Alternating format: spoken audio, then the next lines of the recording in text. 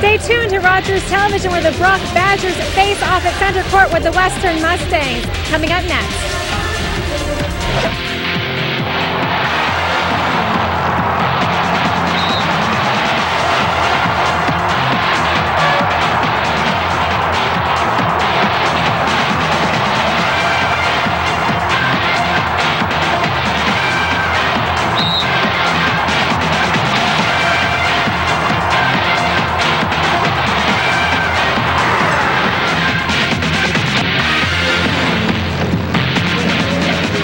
Welcome back, everyone. I'm Bonnie Baker, joined by John Abbott. We're here in London, Ontario at Alumni Hall, where the Brock Badgers are facing off against the Western Mustangs.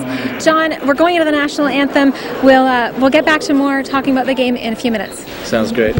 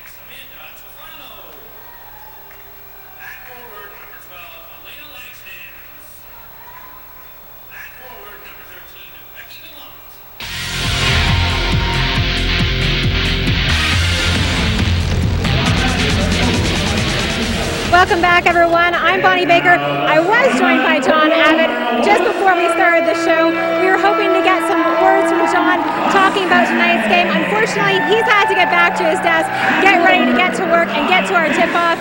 Both teams are looking to come out with a win here tonight. The Brock Badgers faced an interesting scenario when they came here this evening. They forgot their shorts. So don't get too confused when you're watching these two teams play here on the courts. They are wearing Western Mustangs old shorts from last year. So very sportsmanlike of the Western Mustangs to do that.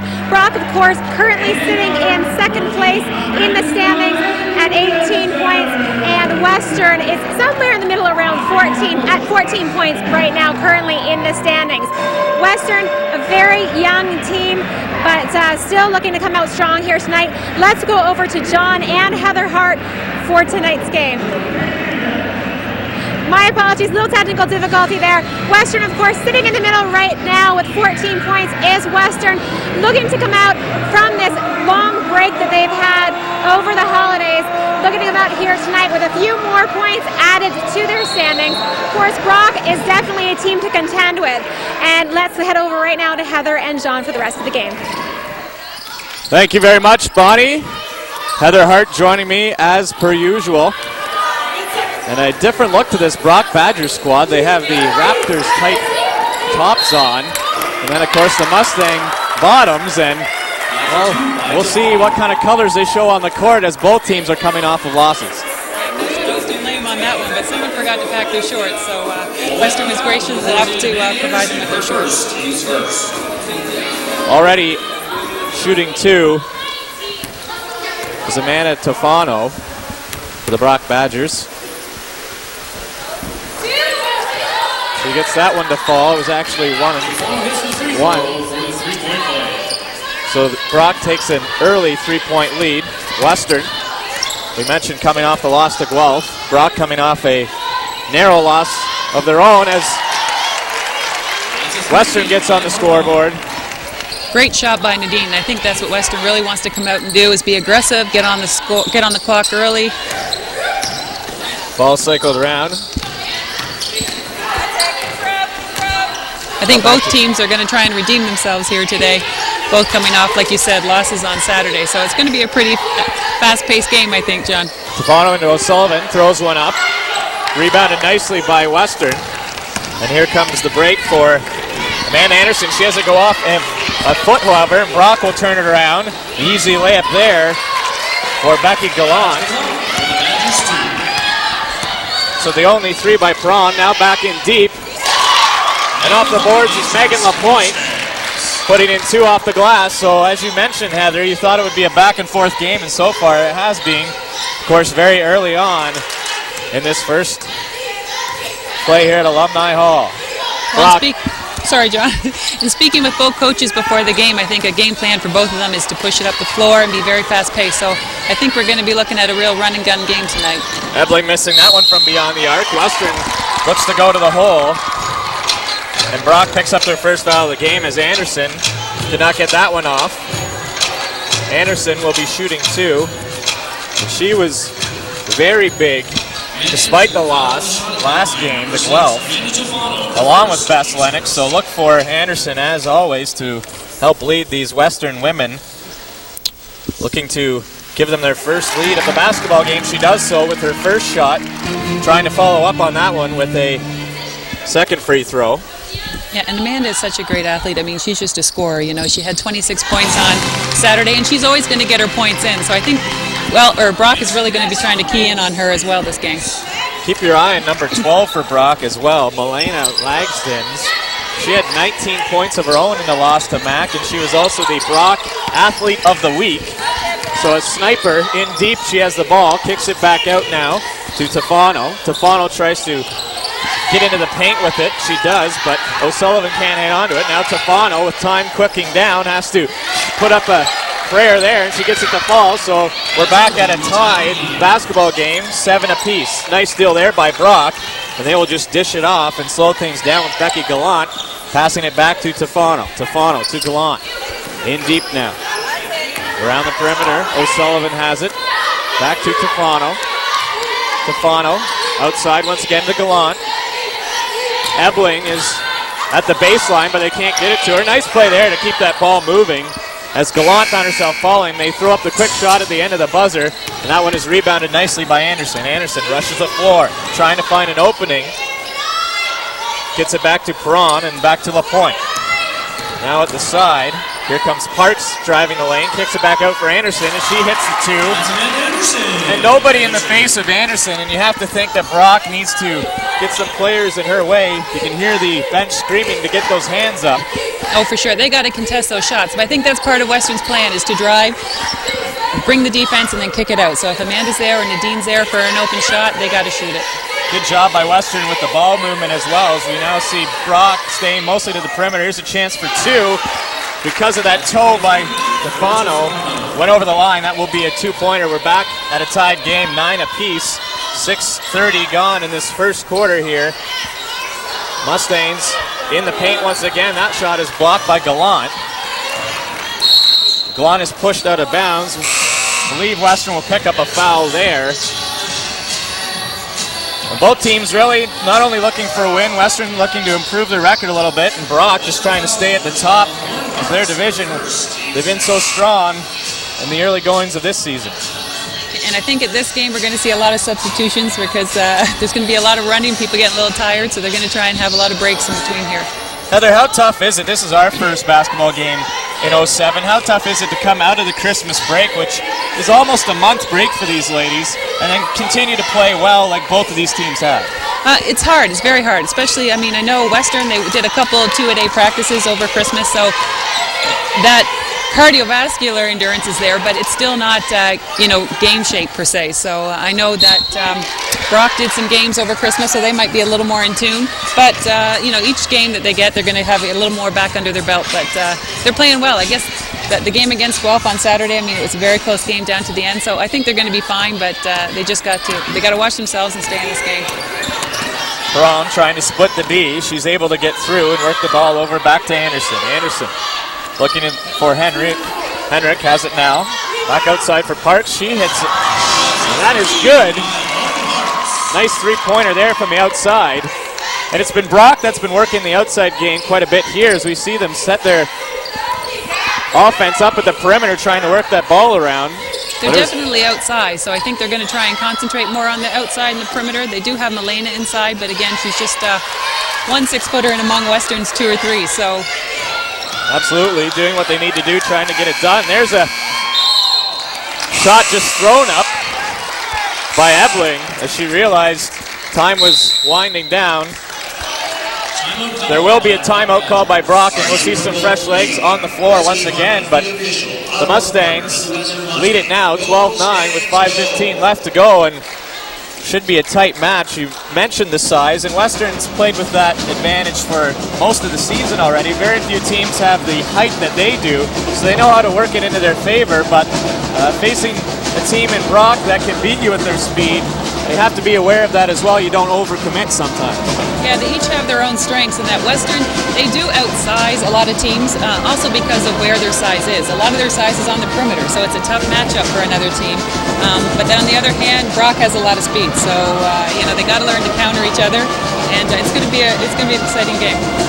Look for Western to try and work the ball in low, as Heather mentioned, to get that size in along the glass, and also their steady rebounding. That's one thing that's impressed me throughout the course of this season with the Western squad, is their ability to pull down the rebounds and then get a second crack at it. Yeah, and also add that speed to it. I mean, they're taller players, they're big players, 6 feet and over, can also run. So if they can bring that ball down and have that other post player run the floor, I mean, that's a good combination. They need to be aware of that all this game. That's right. You saw Nadine Perron just moments ago splitting the defense and working the ball up the court. So definitely have to be aware of that, where some teams might be caught off guard. So far, Brock sticking with these Mustangs.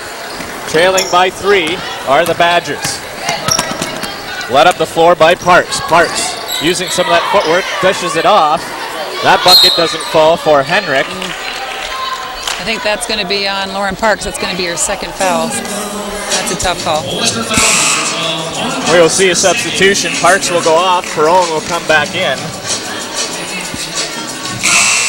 That's one person they really can't afford to have in foul trouble. I mean, she's a huge mismatch. She's already scored a 3-pointer. She drives, so she's got to be careful. Once you take a shot, and they have that rebound, you kind of got to just step away and realize, just get back on defense. We will try and save Parks as they sit her down with 2 fouls, as you mentioned, Heather. Brock. And without her on the floor, it looks like Western's gone into a zone, so they're just trying to protect themselves a little bit too. Absolutely. Nice pickup there. Brock trying to work their way in with the body. They can't do it. Nice play by Allie Griffiths to stay with her opponent, really give her nothing, forcing Brock, who's had to do that a number of times, just throw up that shot. It's not a bad idea when the clock runs down, but I guess you have to hope not to get to that situation. Yeah, exactly. Well, it's also a testament to Western right now. They're really working hard on their D, so they got to be more aware of the shot clock for sure. Bess Lennox to Griffiths. Griffiths to Perron at the top of the three-point line. Back to Perron. Perron drives the lane. Looked like she wanted to pass it as she kept her head moving, had the ball to the outside. Nice body position, but couldn't get anything to go. Brock picks up another foul, however, and we'll see Western ball on the baseline. Yeah, and Nadine, she's another player that's a really tough matchup. She's about 6 foot, but she plays on the perimeter. So she just came off another great game herself. On Saturday, she, I think, had about 15 points. So look to have a good game from her today as well. A number of players from both teams in their last games hitting the double-digit mark. That's always something you like to see. Unfortunately, in both cases, it was to no avail as both Brock and Western lost. But it's nice when you can get point production and especially get over that double-digit mark from a number of your ladies. And both teams trying to do that again here. It is Western by a point, 12-11 in this first quarter. Trying for a long pass was Perron, but it's broken up. And here's Gano. Now in for Forbes. Forbes sees an opening, drives to the baseline, but can't get to the basket. Back out for Gano. She tries a three. And that is good for 3 points. So it is now Western that trails by a basket. And that's something Western's going to have to concentrate on because they don't have a huge inside presence. They got to be aware of their perimeter players. They got to be aware of that 3-point shot. Henrik drops it to Anderson, tries the three of her own. That one goes off the rim. Chasing it down is Lennox, and she actually gets it to go off a Brock player's foot. So nice play there by Lennox to keep it Western possession. Nice hustle. Western will take a moment to run to the sidelines.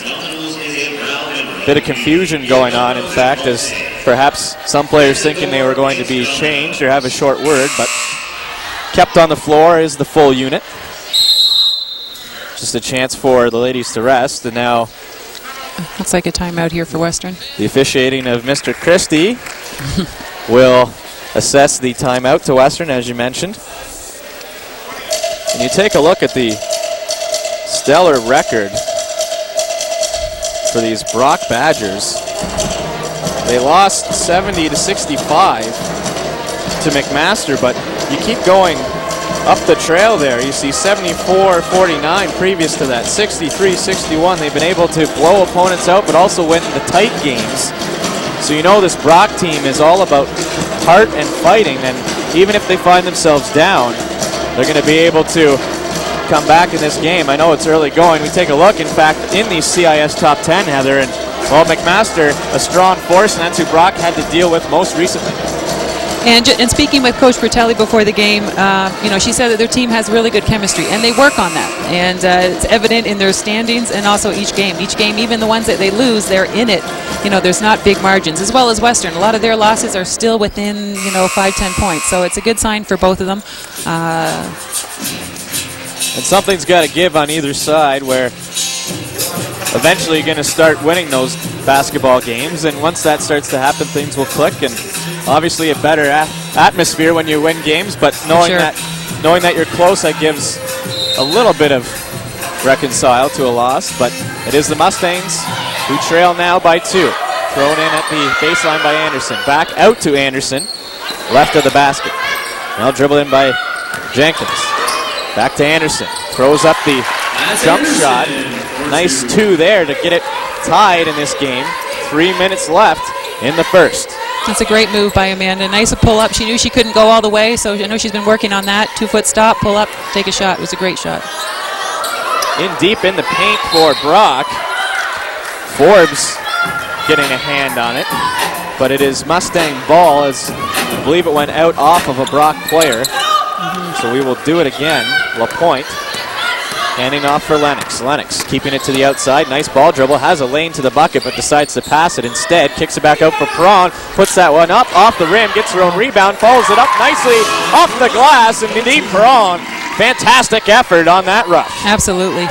Great second try by Nadine. I think you can never give up. You always follow your first shot with the hope that you're going to come up with it. That was a great play by Nadine. And I think that's what Western needs more and more of, because they're going to have, those second shots that come up, and they have to capitalize on them. Showing the unselfishness as well of Bess Lennox, who looked like she might have a lane to the hoop, and if she could get it up with that right hand, but instead saw an opening, and either way created the deuce for the Mustangs. As we see wholesale changes coming into the game now, as Allie Griffiths wearing the 8 in white. Don't be confused, folks, if you're just joining us. Yes, there are 2 teams with purple shorts, but Brock is in the red, borrowing some shorts now from the Mustangs after they realized they opened up the bus and there was none there. Brock trying to go to the hole with that one. We'll see another foul to the Mustangs. So there's that speed. He can turn it on and turn it off so well, these Brock Badgers. Forbes this time the one that draws the foul, so she will go to the line for 2. And Western being the taller team against Brock, they got to get down on defense. They got to be able to stop those smaller, quicker guards. Forbes drains the first one and can tie it here with her second.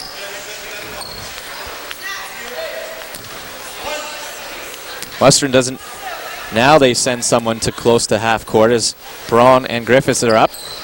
And it is tied after Forbes sinks 2 free throws. And it's stolen now by Forbes. She read that throwing all the way. Forbes trying to work off the pick. Can't get it to go, so she kicks it back out. Stewart now hands it off. Brock has it once again on the perimeter. Back in for Forbes. Looks like she wants to drive the lane. However, hands it off there to Aegis. And Brock, just like that, takes advantage of a steal. Mustangs working in deep. Nice play there, but can't get it to go off the rim is LaPointe. And Brock comes up with the rebound. They will get a traveling call, however, and now it's another chance for the Mustangs to work the ball back in the Brock zone. We'll see Henrik check back into the game as LaPointe takes a seat for the Mustangs. Perron will have it on the line and hope this time that the ball does not get intercepted. Perron back into Lennox. Now up top for Jenkins. Back to Braun, who tries the three-pointer, has that one rim out once again, and it will be close here to see who will get the ball. Looks like it will be Brock, but very close on the line as Griffiths was in there.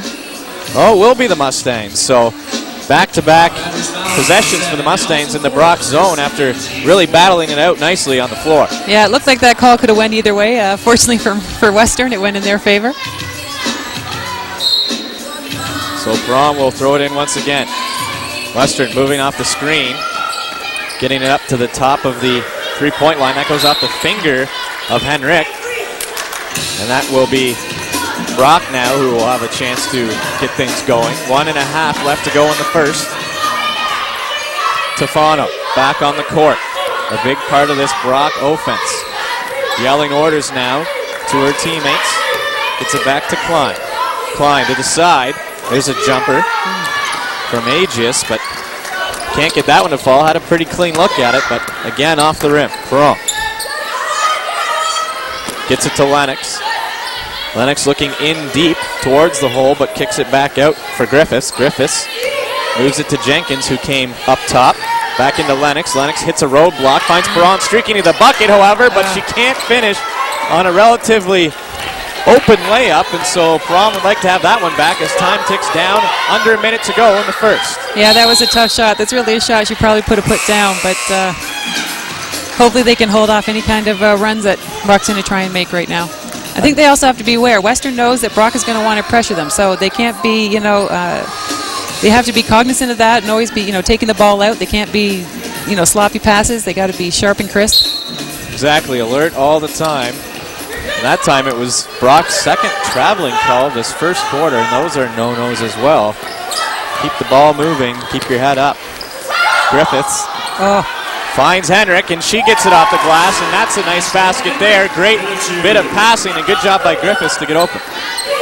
Nice pass, nice finish. They needed one of those little ones to go down. Here's a long three thrown up, but nice rebound by Brock after that one doesn't work, and Brock will now try to hang on to this ball for the majority of the rest of this first quarter. In deep now. Brock has it, but it's out. Man, nice job, however, by Stewart to get that one up. I didn't think she was actually even going to be able to get a shot away, and now the Mustangs have the ball come out right in front of our broadcast booth, and unable to save that one is Jenkins. 8.7 left. Brock will have a throw-in. Yep, they're going to try and set something up here, I'm sure, to try and get a quick shot off. Tafano kicks it back out for Aegis. Aegis has that one stripped, and the Mustangs, they hang on. It will be a tied first quarter. It will, so we go to the break, tied at 18. Stay tuned. Heather Hart, John Abbott, Bonnie Baker, Mustangs women's basketball right here on Rogers Television, brought to you by Westgate Honda.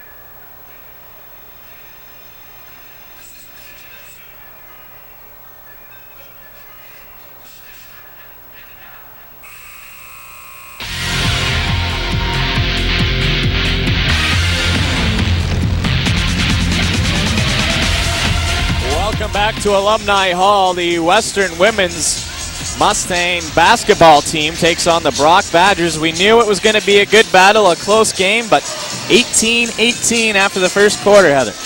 Oh yeah, this is going to be a great game. I think these guys are going to battle it out quarter to quarter, so it's going to be interesting. They each have their own game plans, and right now they're sticking to them pretty well. But they each have to take care of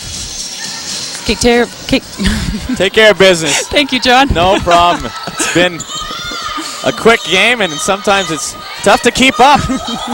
We'll try and do our best. Griffiths. Now it's the Mustangs. In deep to Lennox. Tries to get it to fall off the glass. Another chance here, though. Nice dish out to Perron. She'll shoot a stand-up two. And knocking it down and giving Mustangs the early lead in the second quarter in the game, 21-18. I think that's what Brock doesn't want, is those second chances for Western. They know that they're outside, so they've got to put a body on them and box them out. Aegis throws that one up. That rims out, but it is the Badgers who pick up the rebound, and thrown heavily to the floor is Lauren Stewart. Nice job by number 11 in red as she gets right back up. You know she wants the ball. She gives it right to the official. And now Ebling will check in for the Badgers. Western's got to be aware that Jody's back in the floor. I mean, she's one of their top players. She's a scorer. She's someone that they're going to be looking for. So Western's got to be aware of that and keep her in her sight. Ebling also had a lot of points to go with Tafano. Here she is, and getting that one to fall. So Brock able to answer back. Now the Mustangs come in with Jenkins, and she gets absolutely bodied off of that ball. So no question as to who the foul was on that play. And I think both teams have to be aware of when you score, there's no celebrating, there's no nothing. It's still so early in the game. And the fact that they both want to push it so much, they just got to get back on defense. They got to turn around, get their heads turned around, and see what's coming. Because each one of them are getting their share of fast breaks. So they're going to have to try and stop that a little bit on both sides. That's right. No admiring, no pretty baskets, no matter how good looking it may be. Absolutely correct. Been fast footwork here in the first quarter and continuing on in the second as Jenkins missed her first, trying to get that one to fall. She does. The Mustangs lead it by 2. Here's Tafano. Amanda Tafano dishes it off. Back to Tafano. Has a Aegis open. She's calling for it and hits that one, so why not? 23 back-to-back baskets for the Badgers. That's a great shot, and if it's open, they got to take that. So they put those two down. That was good. Tripped up a little on the play is Gallant. Not sure if it will go the way of the Mustangs, as looked like she possibly got under her own feet there. And it looks like it will not be foul credited to the Mustangs, as Perron will throw the ball in from the sidelines. Perron gets it into Griffiths. Nice screen there by Henrik. Opens up the lane and dish to Lennox, and she will get the bucket to fall and an extra, as she will be going to the line. Nice play there, and that all started with a good block. Nice screen by Henrik. Very nice play. I mean, I believe it was Allie that just drove in there, attracted the defense, and dished it off. I mean, you couldn't draw it up any better. That was a very good play. So Lennox will go to the line. Western just trying to get their ladies in position. See if she can make this a three-point play. Free throw is up. Came off the back of the backboard. Looked like it might roll in, but instead kicks out, and now it will be Ebling who drops it for Tafano. Tafano to the other side for O'Sullivan. Gets it in deep now to Milena. Back outside, and Ebling cannot stay in, and so it will be Western ball in front of their own bench. These are the opportunities the Mustangs need to capitalize on, as it may be a very close game all the way to the end, and one of those free possessions goes your way. It could mean the difference in the ballgame. Yeah, and I think going into halftime, both coaches will be focusing in on that, as cutting down on the turnovers. Here's Griffiths, way outside, now gets it into Jenkins. Tries to go deep for Lennox, but really telegraphed that pass as she didn't have very many other options. An easy pickoff for Brock. Ebling will take things and go back on the transition. In Western, they're without their player, Dina Kulurski, so I think they really miss her. She's due to have some surgery later on this month on her foot, so I'm not sure if she'll even be back for the rest of the season. So she's a guard, that would be able to guard some of these other perimeter players for Brock, so I'm sure that they miss her and her leadership and experience. Absolutely not fun to have anyone out of lineup, but particularly such a key player in the lineup, as we saw Lagsden's unable to hit that two-pointer before the buzzer ran out. So either way, it will be Mustang ball. And the Badgers, who move the ball well and have been doing so, just finding it tough to get an open look. And again, credit, as you mentioned, Heather, to the defense of the Mustangs. We'll see an offensive foul by the Badgers. As it looked like Tofano came in on that play, got a little bit too rough with her man. Yeah, came from over the back. But they're aggressive. They're an aggressive team, and they play that way. So I think that they're fine when they pick up a couple fouls, because that's the nature of the way they play defense. But it's just limiting those. You can pick up a couple, but you can't pick up too many. And watch out how many you assign to one number, as we saw the Mustangs doing that earlier, having to sit down Parks with 2 in the first quarter. So we'll wait to see. Yeah, Parks I doubt we'll comes see back her. out onto the floor. I'm not sure if we'll see her the rest of this half. He'll probably want to try and save her for the second half. If the rest of them can hold it down and Coach Barry not need her, then she'll be sitting.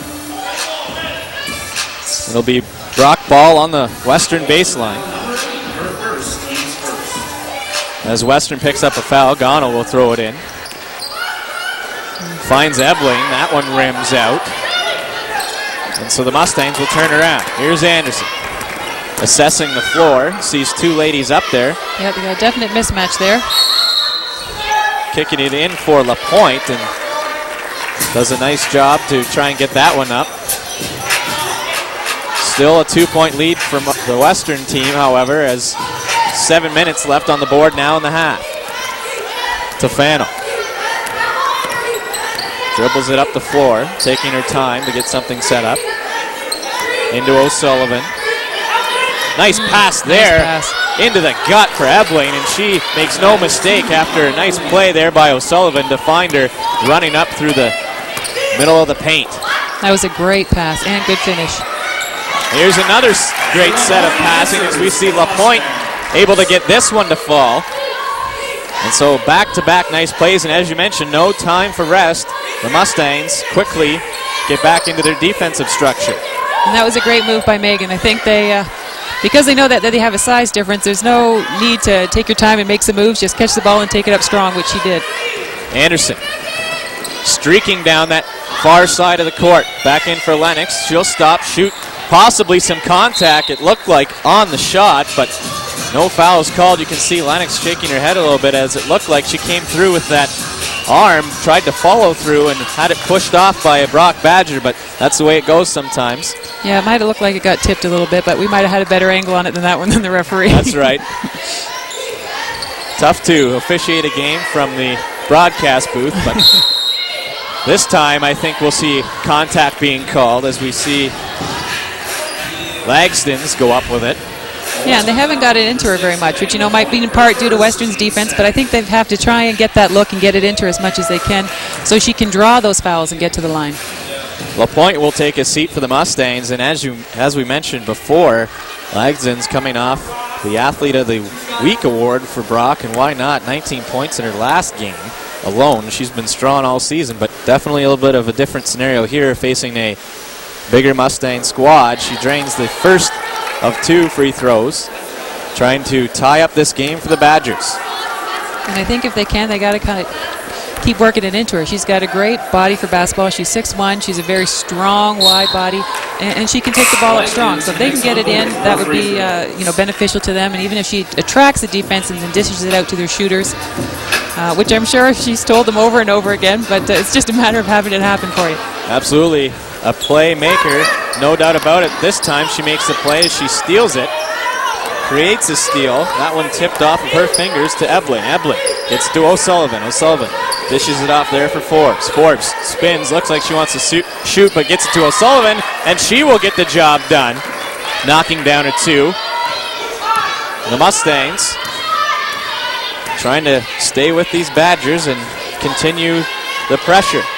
It's been back-to-back baskets for a while here, and Mustangs trying to continue that. Lennox caught in the corner, has to move that ball, and there is another pick, so her second straight steal going to Lagsdens. To Forbes, back to Lagsdens. Lagsdens playing a little high. Nice shake and bake there, but can't get the chicken to go in the oven, so to speak. And that time she follows up, though, and a nice job to get her own rebound, much as we saw Perron do, this time on the other side for Lagsdens. That's a great move, and if you can have a 6-foot player put the ball on the floor and take it to the hoop, I mean, you can't ask for more. You know, very good move. Fantastic job, and seems like just as we mentioned the play of Lagsden, she picked it up, and picking it up there is Anderson hitting the three-pointer. So it's a one-point game once again. The Mustangs trailing. Brock leading. 30 points on the board, 4.5 left in this half.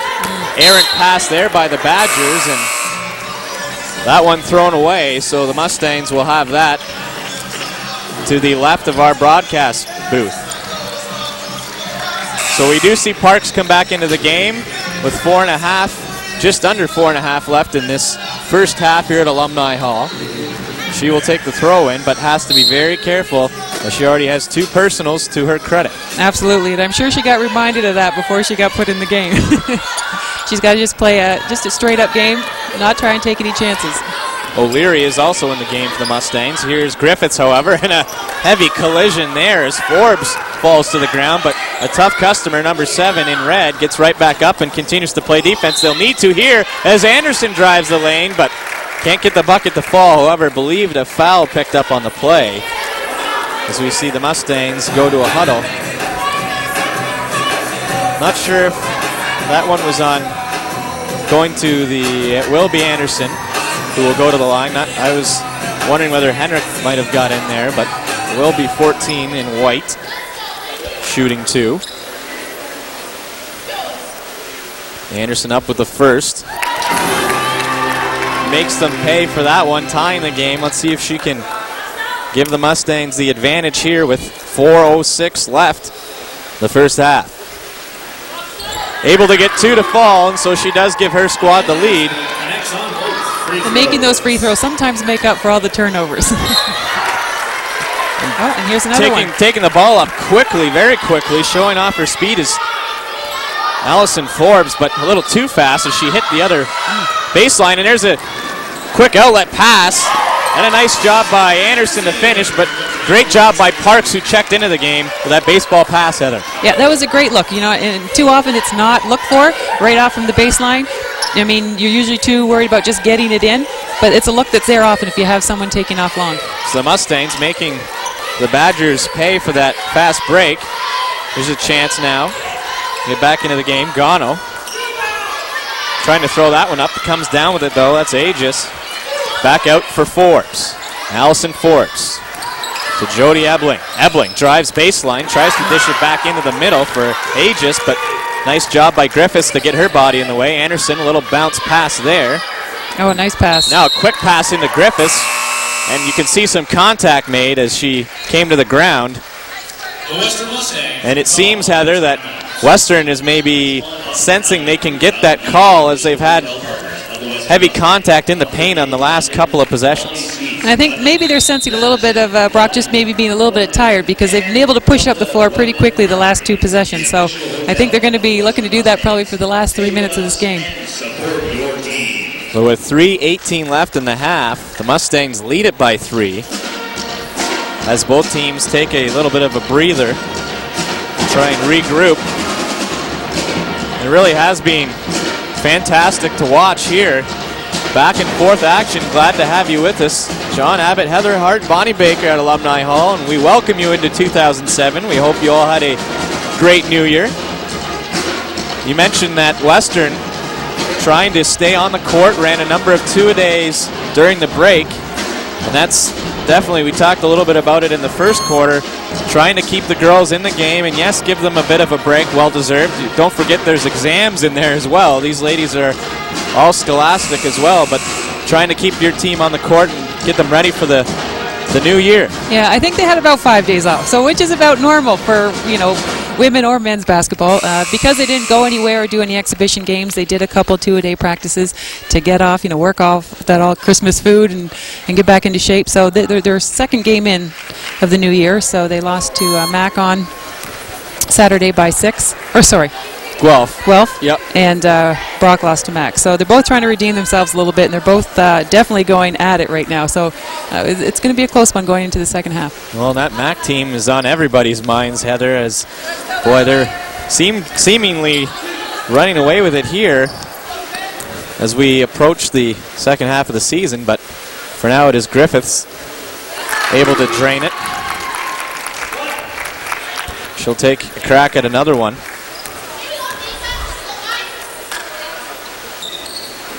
Trying to get two, she does, and Heather, you mentioned that's very important, taking the opportunities when you have them, and so far Western's been doing a pretty good job from the free throw line. Especially in close games, because when the game is over and you look at the stat sheets and you see how many turnovers you had and how many free throws you missed, those things to add up and could possibly have taken you over the edge. Absolutely, it's tough to look back and say, what if, but the Mustangs hopefully will not have to do it in this one as they continue to lead by 5. Here is a steal, however, and yelling for it in deep is O'Sullivan, but Forbes unable to see her. Had a player in behind, and that was O'Sullivan wide open in the paint, but Forbes just trying to deal with the ladies that were pressuring her for the ball. Yeah, lucky for Western that she didn't see her under the basket, because there was not one purple jersey, or actually white jersey, around her. We can't say any purple shorts because, as we mentioned before, Brock doing a little borrowing in that category. Back out to the top. O'Sullivan works it into Ebling. Ebling throwing that a long, dangerous pass, but somehow finds Forbes over top of the Mustangs. Forbes will just jump and shoot and gets that one to go, making this a 3-point advantage for Western with just under 2.5 left to go in this first half. And that's a great shot by Forbes. They weren't getting anything on the perimeter, so she drove, pulled up, shot. Anderson trying to back up her man a little bit, gets it into Griffiths. Griffiths dishes it back out to Parks. Parks sees an opening, tries to throw it up. Nice rebound there by Western as LaPointe brings it in, but that was a tough call. It looks like travel got called on Megan LaPointe. We'll see Tofano check in as Forbes takes a seat. Tofano, who is being a spark plug for this team as well. You can see them both 6 and 7. Forbes and Tofano very speedy and can hit that shot. Tofano put up a number of threes before she went off. This time she dribbles to within the 3-point line, gets it into O'Sullivan, who plays it straight into the basket for a swish. And now Brock moves to within 1. Anderson looking to change that, however.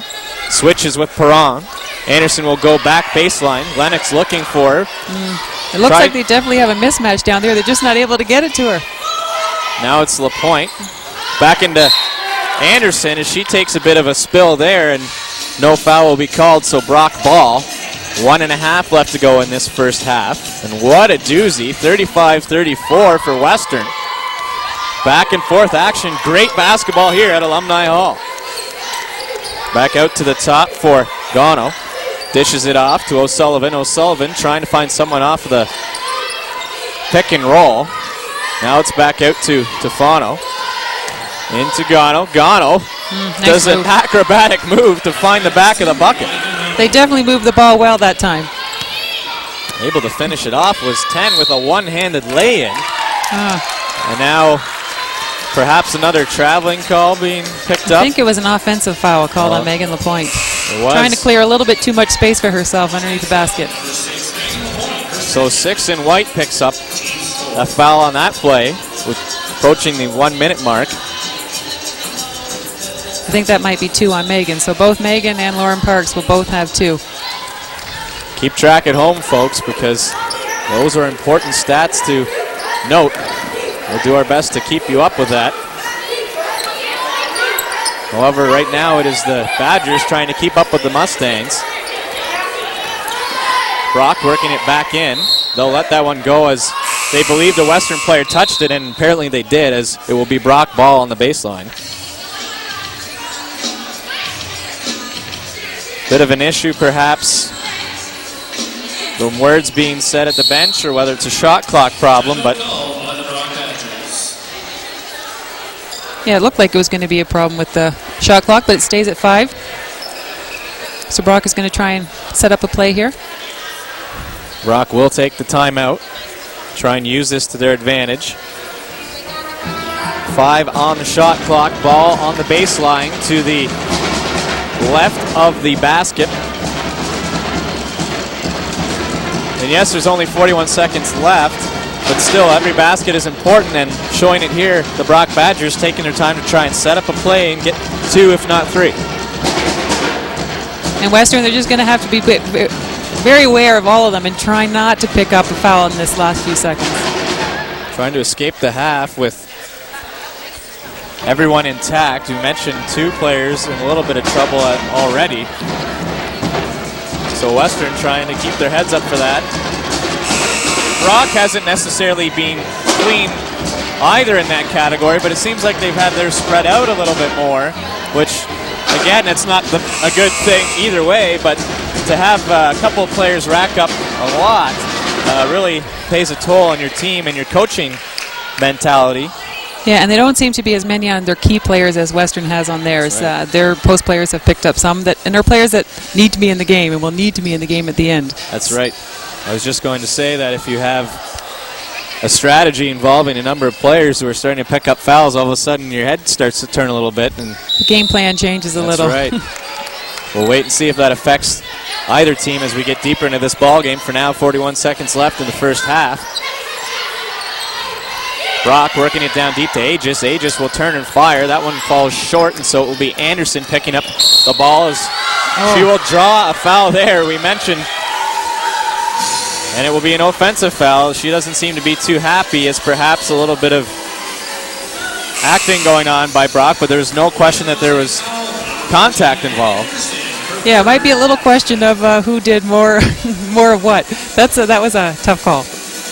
That could have been a good maybe no call. But again, we will leave it to the capable hands of the officials. And they have gone both ways as well. Yep. So nice job by nice the pass. Men in black and white here, but broken up and slow to get up is Gallant after receiving that one just under the bucket. Nice play by Griffith. Looked like she knew what she was trying to do and just fake her player out a little bit, but got those feet moving at just the last second. Right idea, just a little too fast. That's right. You could see her looking for the fake and trying to go around, but just had an extra step in there. Tefano. 10 seconds left. Time for Brock to get one more bucket, perhaps. They are leading in this game. Here's a long 3 and draining. That one is Ebling. And so that changes into a 4-point game, and it will stay that way at the end of the first half. The Brock Badgers lead at 39-35. Stay with us. Bonnie Baker will be up in this halftime report. John Abbott, Heather Hart, Rogers Television. Mustangs women's basketball returns after this.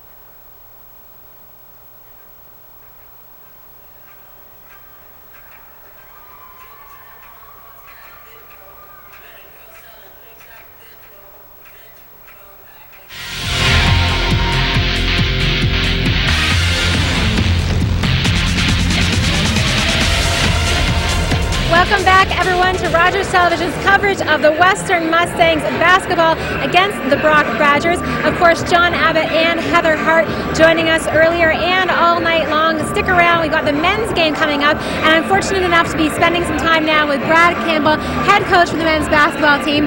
Thanks so much for joining me. What can you tell us about going into tonight's game, what you guys are thinking right now?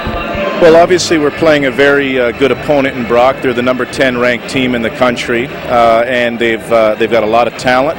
They're a veteran group, and one of our keys to tonight is one, we have to be able to get out and play them on the perimeter.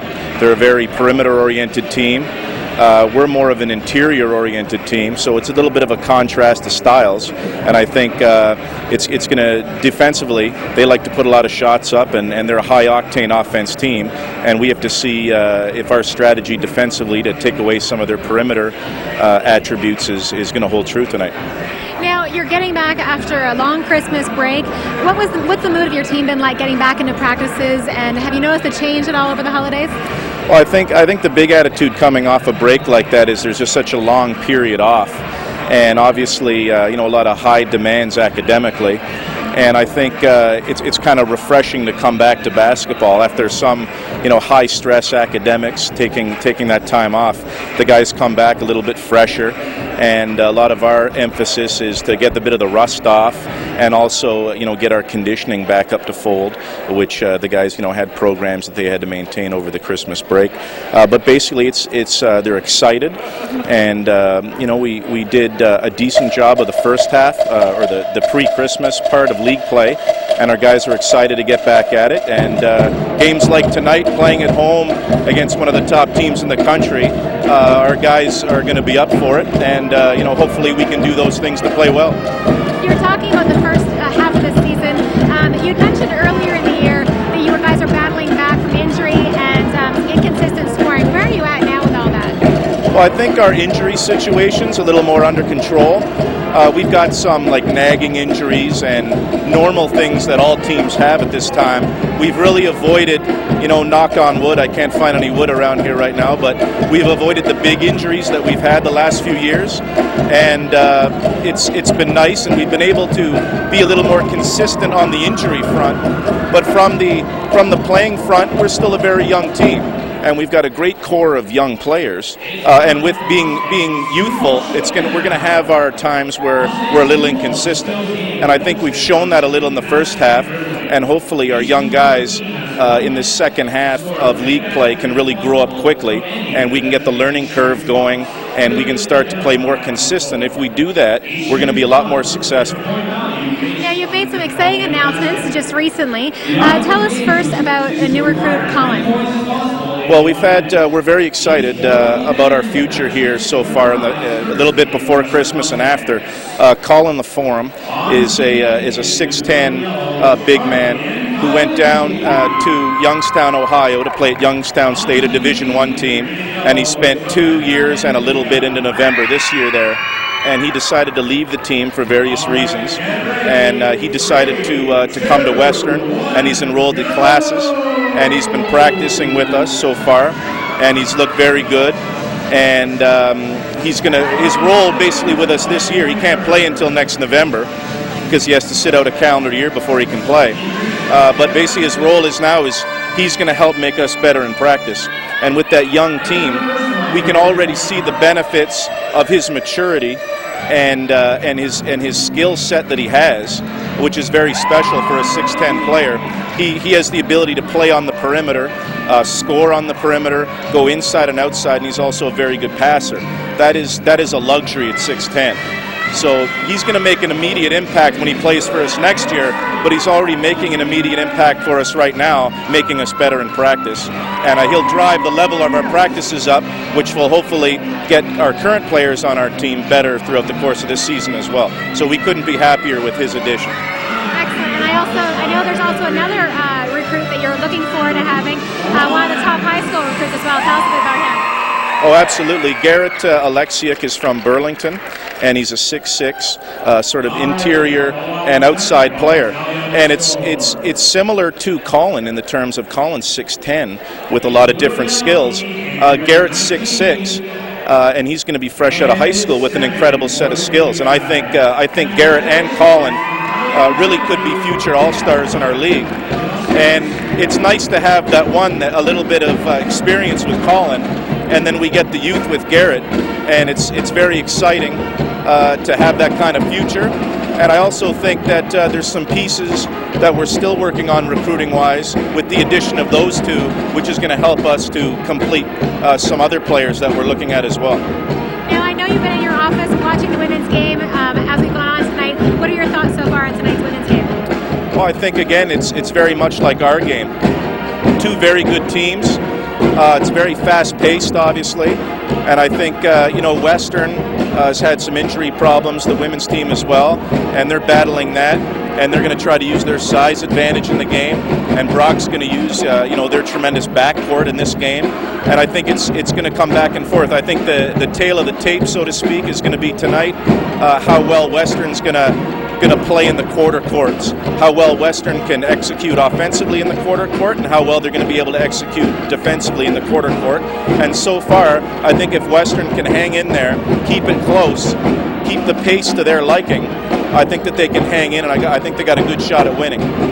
They're extremely well coached with Stephen Barry at the helm, and obviously Brock's a well-coached team, so we'll see some adjustments they come out with in the second half, according to the style of play we've seen in the first half, and I think it's going to go down to the wire. And one last thing, what will you be saying to your team in the locker room just before you come out onto court tonight? Well, a lot of what we do in pregame is we review everything that we've done this week of practice. Nothing new. A lot of it's review, so we go over all the defensive, offensive scenarios, matchups that they have for the game, keys that we think we need to do, emphasis, little tweaks we've made to our offense and defense. And it's basically, here's the game plan, guys. We've practiced it all week. We're confident in our ability. And I don't really think I'm going to need to fire our guys up at all because it's our first home game after Christmas, and they're going to come out fired up and charged up.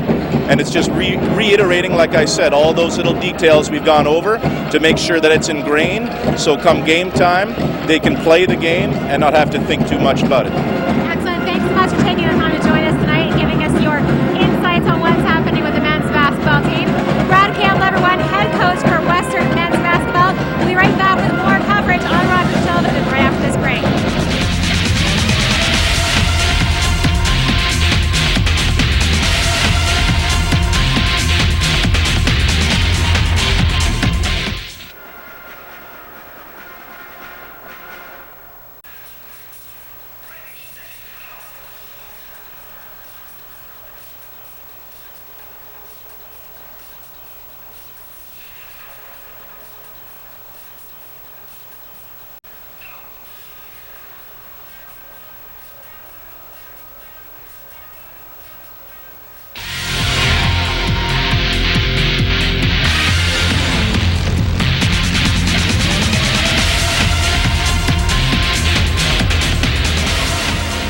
Welcome back, everyone, to Rogers Television's coverage of Mustang sports. I'm Bonnie Baker, joined by Heather Hart and John Abbott. We're here in London, Ontario at Alumni Hall. The score currently sitting, Brock Badgers at 39 with the Western Mustangs 35 going into the second half of play.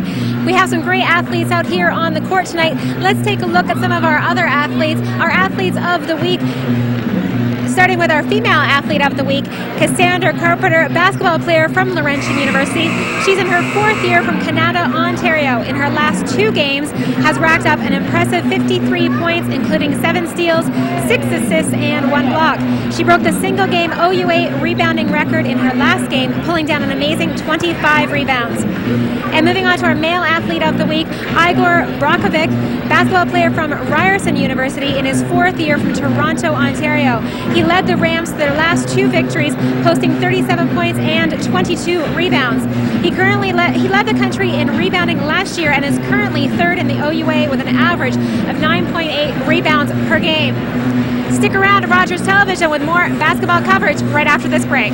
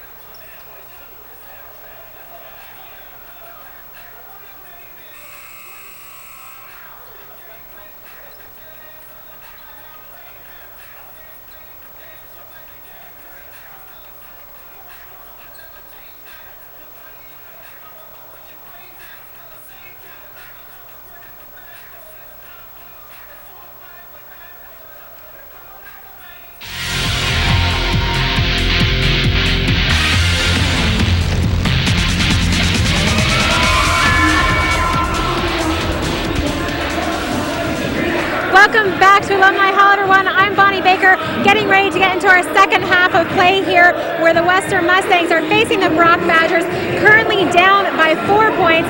Our next broadcast on Rogers Television for Mustang Sports will be this Saturday night at 7 p.m. Our men's hockey team faces Windsor directly following the Pepsi Junior Curling Championships 2007 Draw 2. Let's go over to John and Heather Hart with the rest of tonight's game.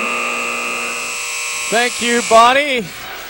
Heather Hart joins me just about to get underway in the second half of this basketball game. And as we're looking down some of the stats in that first half, a name stands out on the Western side in the foul category. We talked about it on the air. Amanda Anderson picks up 3 fouls. Yeah, I think that third foul must have slipped past both of us, because when we got the stats and realized she had 3, that's big for Western, because she was on the floor to the very end. So I'm also wondering whether the coaching staff was aware of that as well. You do have to wonder, because we mentioned we saw Parks go off after she had got 2, and you'd think that the same would be the case for Anderson. But as you mentioned, picking up 3, she will start this second half, along with Perron. It'll be Mustang ball, trailing by 4. I think sorry, John. I think due to the nature of the game and how close it is, I think Coach Barry thinks she has to be in the game. She's just going to have to play smart and play safe, but she has to be on the floor. And you can expect Anderson to play with both of those, as she has definitely faced circumstances like this before. Just have to be disciplined. O'Sullivan gets it to the corner for Ebling, who had a fairly strong first half. Now into Stefano. We'll get some point totals from Heather in a minute. Perron, nice bounce pass to go baseline. Looking for Parks, but Parks could not initiate the bucket there. Now Ebling driving into the hole, kicks it back out. Back to Ebling. She throws it up, but rims out. And so what started out as a very quick basketball game with teams exchanging buckets, it still remains quick, but neither team has yet to score a bucket here in the second half. Now, I think they're probably both told to settle down a little bit and refocus on some things coming into the second half. Ending the first half, Amanda Anderson leads Western with 13 points. And for Brock, I think Tefano is leading with 7 points. So good point totals by 2 very important women for each respective club. However, a big difference, as we mentioned already, is the fouls. Stefano has 2 to Anderson's 3. And it seems like when we're looking down the list of foul trouble, Western, as you mentioned, some key names with 2 or more in the case of Anderson, but Brock a little spread out, but still 2 of their top players, being Forbes and Tefano, also have 2. So and I think Megan LaPointe just now might have picked up her 3rd. So does pick up her 3rd. So that's 3 for Megan LaPointe, 2 for Lauren Parks, 3 for Amanda Anderson. They're going to have to settle down and maybe not take as many chances on defense. Ebling throws it to O'Sullivan. She almost gets there as she realized that ball was behind her, and Ebling just trying to make that quick kind of no-look pass as she saw her at the corner of her eye, and it perhaps just went a little too far. And now will be Perron handing it off to Lennox. Back to Perron. Perron will stick with the ball and dribble it up the court, trying to get back into position. Lennox trying to rotate in, sees Parks coming at her from the baseline, but kicks it out to Perron. Perron drives the hole, tries to get it up, but it is a clean block there, crediting to Brock. And now a quick pass into the middle for Lagsdens, goes Aaron as well. Still no baskets, and we have played almost 2 minutes into this second half, the third quarter. Brock ball on the baseline. O'Sullivan has it. Gets it out to Ebling. Ebling to the top now for Tefano. Tefano had stopped her dribble, looking desperately for someone to give it to. Finds a player. Now it's kicked out to O'Sullivan. Back out to Tefano. Here's a chance for a long 2 as she's stepped over the line once again. Done that earlier in the first quarter, so I have to keep an eye on her toes. But a nice behind-the-back move there by Perron as she eludes Tefano. And great job by Lennox to set that up as well. In deep to LaPointe. LaPointe this time will draw a foul, and those are the ones you like to see. Yeah, that was a good pass, good move by Megan. So it will be LaPointe going to the line, looking to open up this second half in scoring. She can get one or two of these chances to fall. Up with the first one, and it drops down. So Western now trails by 3, 39-36. Gets a second one to fall, and brings it to within a basket. Stefano up the court. Brock got it out really quick that time. I think their focus is still to run and try and catch Western back on their heels. So far the Mustangs doing a pretty good job about it. Here's Langston's trying to battle her way in. That ball kicks back out, and Brock, just like that, drains one off of the wrist of Gallant. Nice shot. So Brock answering back as they have all game. Mustangs grab a bucket, but right back are the Badgers.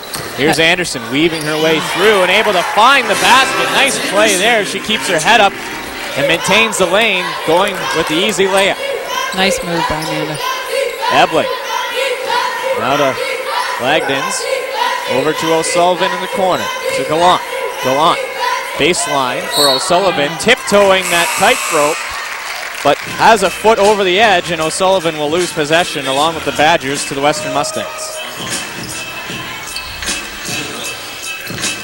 41-39 here in the third quarter. Looks like Laura Heimrich has come in for Megan. Again, she has 3 fouls, so they're probably going to try and sit her for a little bit, save some time. And Laura's another big body. She's about 6 feet, so she'd be able to replace Megan. I don't know what we have here. It looks like an offensive foul. Does look like it's going the way of the Mustangs after Nadine Perron gave a little bit of a quick step with her dribble, and the aforementioned Henrik was caught in there as well. So I believe it will go to Henrik. Nonetheless, the Badgers have possession. Tofano, the far side of the court, looking to set things up. She goes in deeper to Gallant, who throws it in the legs in. Tries to go cross court, but it's picked off there by Parks. She runs into a roadblock of O'Sullivan, still gets the ball through. Now into Perron, who gets the basket and the foul. And a nice job by Perron to continue up with 3 nice passes and then get the foul as well. So a possible 3-point play for Perron. Yeah, I don't think we're going to see this game easing up a little bit. Both teams are still continuing to run, but they're getting good looks. So, but they still got, on the other hand, got to watch those fouls. Well, here's a case in point as Gallant we will see come out of this game now, as I believe she picked up 2 quick ones already in this quarter. So it will be Ebling coming back in to replace 13. Perron does make it a 3-point play, does get the lead, 42-41 for the Western Mustangs. And that's 3 fouls on Gallant, so Brock's going to feel that a little bit too. Here is Ebling, putting on a bit of a dribbling clinic, but still decides to pass. Gano has it now for Ebling, who gets touched on that play. And I wonder if they'll pick up Parks, who looked like she came in from behind. And if so, a tough situation for Parks. Indeed, they do nab number 12, and so that makes it 3.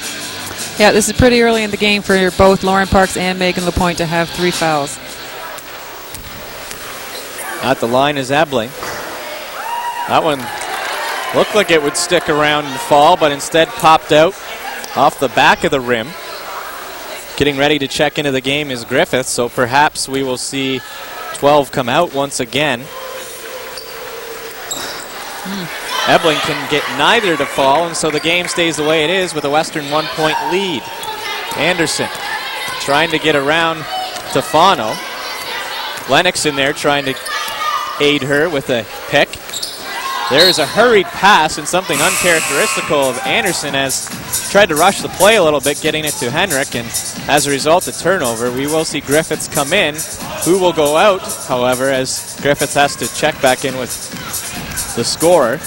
And Amanda's getting a lot of pressure put on her too right now, so I think her teammates have to make some really sharp, hard cuts in order to get open. And it looks like Parks did come out of the game. Perron throws it up, and she will draw another foul, so Nadine Perron getting the job done, drawing attention to herself and able to hit the majority of her foul shots as well. So Big game for number 7 already. And that's what makes it so hard to match up with Nadine. Again, she's about 6 foot, 6'1", and she plays on the perimeter. She can shoot the three. She can put the ball on the floor. It's a tough matchup for any team. Looking to get another 2 in her pocket here and extend the lead of Western. 2-point game. Let's see if she can make it a 3-point game. Nothing but net, and so calm at that free throw line as well for Nini Perron. And now it is up to Brock to try and answer. We'll see if we take a look at a possible 3-point shot, as Brock has been known to let those go, and particularly 6, who has it now to Fano. She kicks it off, however, to O'Sullivan, who gets it in deep for Aju. Aju trying to spin it back to Fano. Now to Ebling. Ebling trying to drive her way in, but the Mustangs just stand tall and take away all passing and driving room. And a good play there by the defense.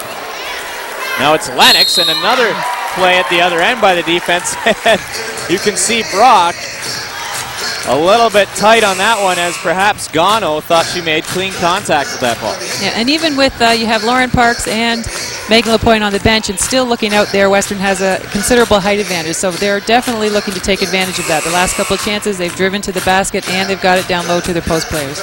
Stefano will take a seat, as will Gano. Coming into this game is Forbes, along with Stewart. And taking a little bit of extra time are the Brock Badgers, who will choose to call a timeout, trailing by 3 points. 5.5 left in this third quarter. The Mustangs have had the lead erased a number of occasions, but so far lately have been able to really maintain it. And we've talked about their good defense already in this game, but this time, so far in this third quarter, really shutting the door.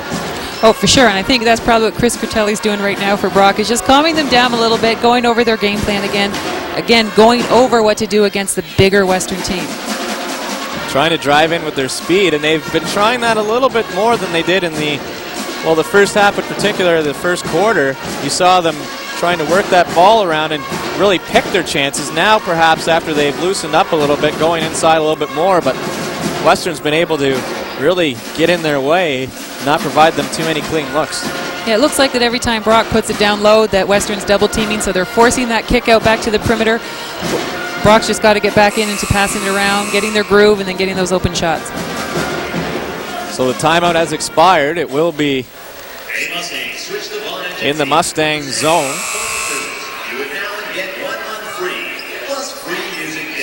Once again, Heather Hart, John Abbott with you. Pleased to bring you Mustangs basketball. Stay tuned for the men's game. It will follow this one right here on Rogers Television. A double header on this Wednesday evening. It will be Bess Lennox, hoping to sink some from the free throw line, but can't get that one to go from the charity stripe, so she will have one other chance to try and split it. Lennox almost getting that one to drop, but not good enough, so Brock will move quickly up the floor with O'Sullivan, but perhaps a little bit quicker than the rest of her teammates, as she was all alone for a while there. Here's Ebling dishing it off to Forbes. Forbes drives herself into the baseline, has no room to move. Here's a chance for a three by Stewart. That one rims out as well. And I think you'll start to see some long shooting come into play by the Brock Badgers, particularly now that they're only down by 3. But they also have to realize not to panic. I mean, you don't want to throw up a lot of shots just for the sake of shooting it. Again, they're only down by 3, so if they can work it around. There we go. Look to drive or just to draw the defense, get some fouls, get to the line, and have some things start to happen. Trying to do that on that play were the Badgers, and in fact, getting to the line will be Stewart.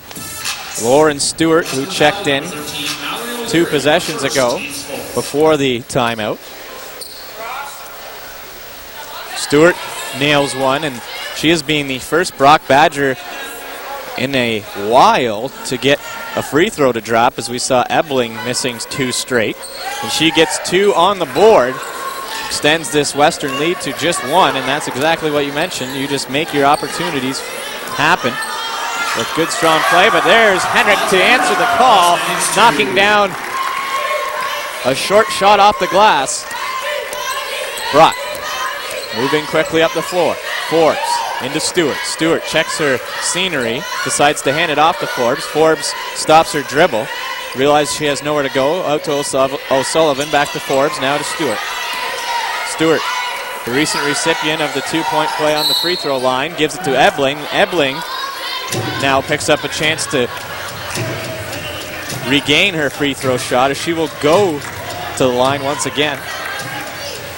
And it looks like they're just settling it down a little bit more and playing their game plan, which is driving, trying to draw those fouls. Teams getting sorted out as to where the ladies should be. As we take a look at Ebling knocking down her first of 2.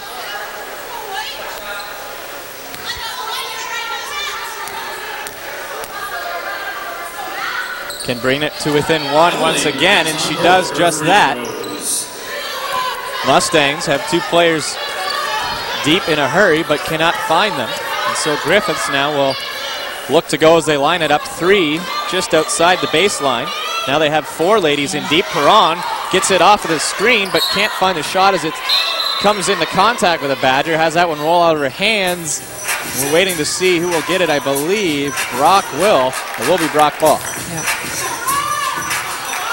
So nice play by Perron, but just couldn't finish it off. And give credit to Brock as well. We mentioned the Mustangs defense. That time Brock getting a hand in the way. Yep.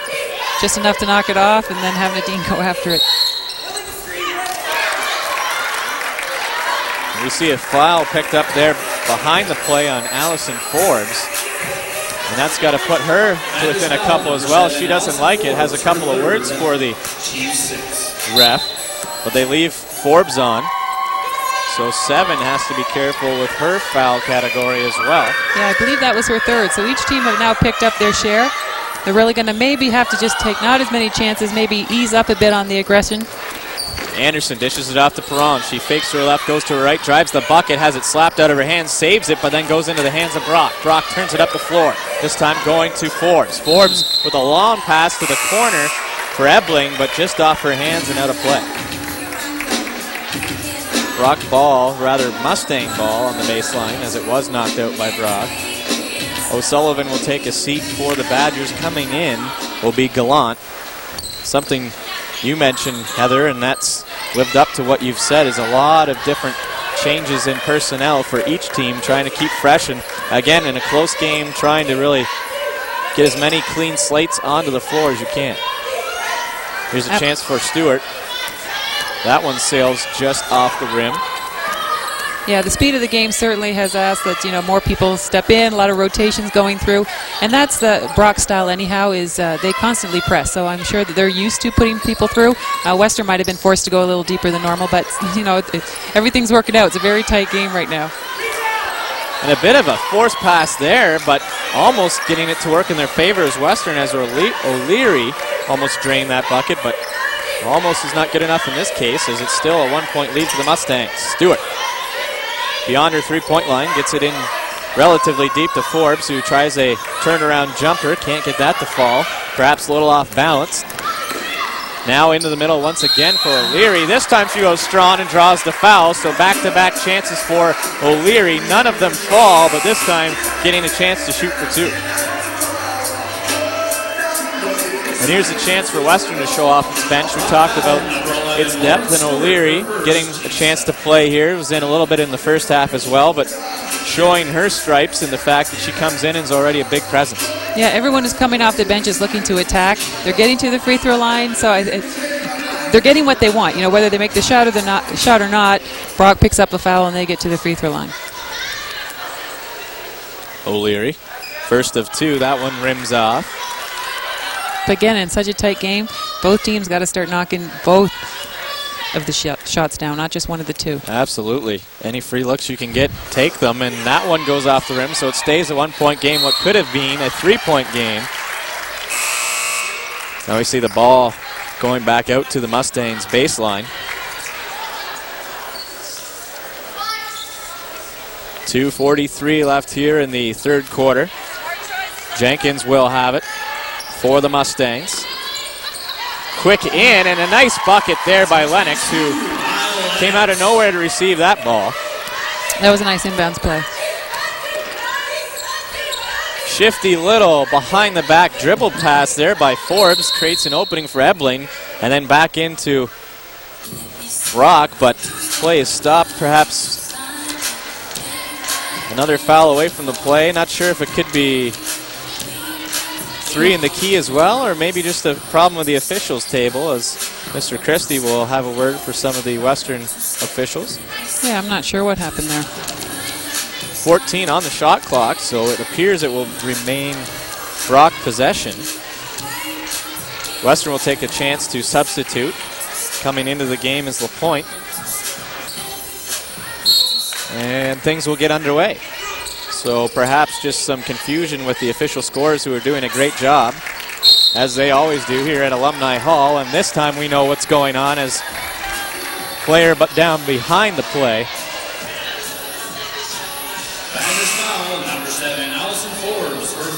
So it will be Mustang ball as Brock picks up a foul, and in fact it will be Anderson going to the line.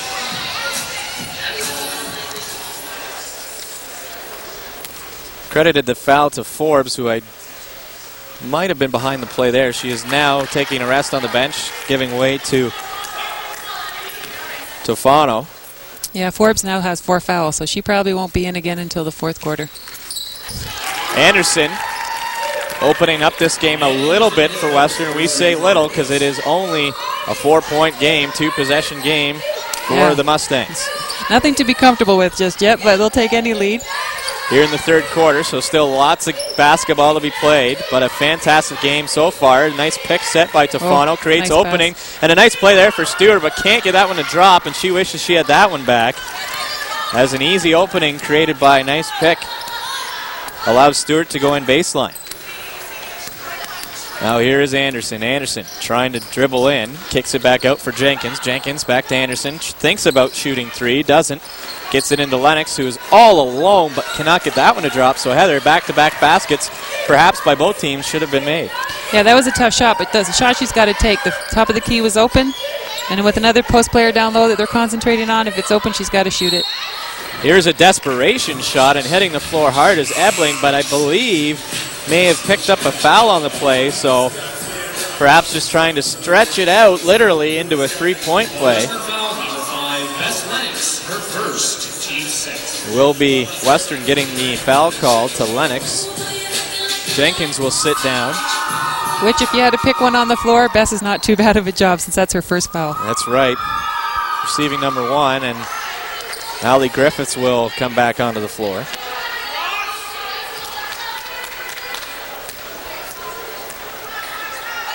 Ebling nails that one, so after a slow start in this quarter at the free throw line from Brock, they've picked it up, and picking it up is LaPointe all alone for the easy basket, and that is a nice play at the other end. We've seen that a couple times by Western, catching Brock off guard. Yeah, which is odd for Brock, that's a pressing team, you know, so they have to pick up Western, whether it's front court or the back court. And we'll see if that is a offensive foul or perhaps even a travel, I thought, but who knows, it may go the way of the Mustangs too. A couple of things could have been called on that most recent play, and I believe it will be Nadine Perron picking up the foul, but very close to both a travel and an offensive foul on the side of Brock. But nonetheless, it will be Becky Gallant shooting 2. She will try and split the difference here as the first one fails to fall. Gallant does get the second of 2. And so Brock edging back into this game. Western trying to keep their lead expanded, but there's a steal by Gallant. Gallant coming in, fakes the pass, nice play, but the layup doesn't fall, and what a beautiful play by Brock, but the end result is no good as they can't get the basket to go. Here's a chance for Perron to make him pay. That one fails to go of a 3-point, but a nice rebound attempt there by LaPointe to tuck it in. Very strong rebound by Megan, put it back up, great shot. Tofano takes the pass from Ebling, addresses the situation, goes back into Ebling, tries a quick dribble pass inside to Lagstons, but could not find her. However, it looked like it went off a Western player. So it will be Tofano throwing it in for Brock. Tofano to her left side. Gets it into Ebling, and another foul And this could be touchy as we see Anderson shaking her head. We'll have to wait and see whether it would be her or LaPointe. And I think it will be Anderson. She comes out of this game. So foul trouble for the Mustangs. I know, you have to be so careful. You know, those little reach-in fouls even, the referees see it. And don't think that they don't have it in the back of their mind as well, that they've been brought to their attention 3 or 4 times this game. And so Anderson will take a seat, giving way to Jenkins. The Mustangs lose their top point getter so far in this game. Perron, she has been hot, however, and will try and make up for that as she streaks down the floor. Has LaPointe open to her immediate right, but no one open close to her, so she has to do some good work to keep that ball away from Brock. Here's Griffiths giving way to Perron, and we will see a foul on the inside just as the shot clock was about to expire, so Brock will not like that one very much.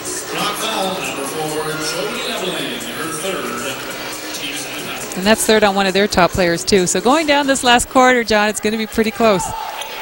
Talked about both teams having good benches, and they may need them here in this fourth quarter. As you mentioned, a number of key players. In fact, 2 point guards already with 3 or more fouls in this game. So keep your eye on some of the support staff to come out in the fourth.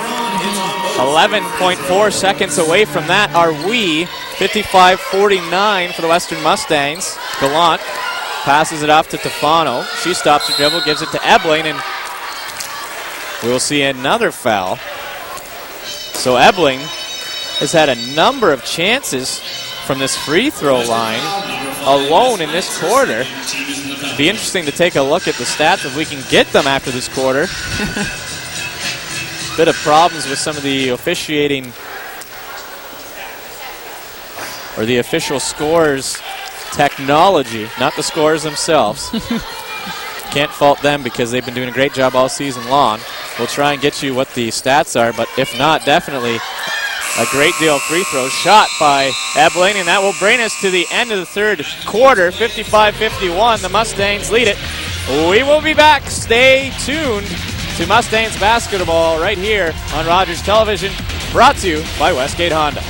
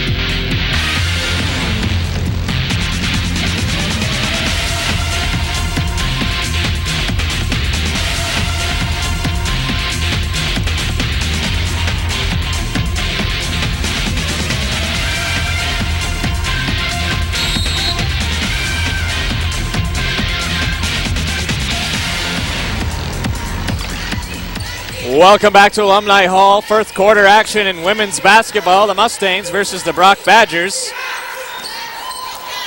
In deep in the paint. But the Badgers cannot get anything going. Tough to hear in here. It's a good crowd.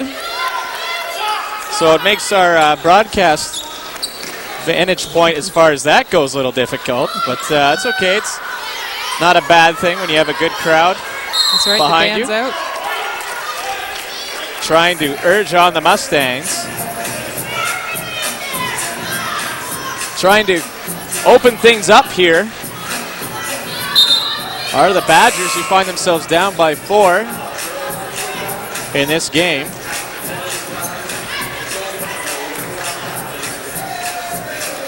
But it will be Mustang ball. They feed it inside, and a number of players collide there, but the Brock Badgers come away with it. And it is Brock from the now they're outside Ebling. Back inside for Lagsdens. Now outside to Tafano. Tafano with the three-point chance, but that one falls short. Brock keeping it to the perimeter.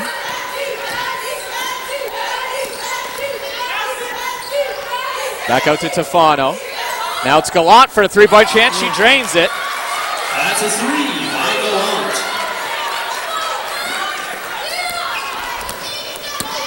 Nice shot by Gallant. So the Mustangs continue down the floor.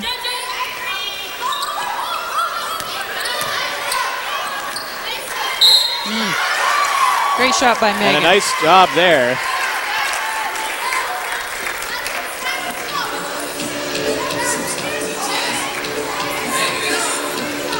So the Mustangs have a three-point lead, and you will see LaPointe go to the line here. Yeah, despite all the foul trouble, the aggression's not easing up. So exactly. So LaPointe, and that's been a big play for these Western Mustangs. It's a three-point play.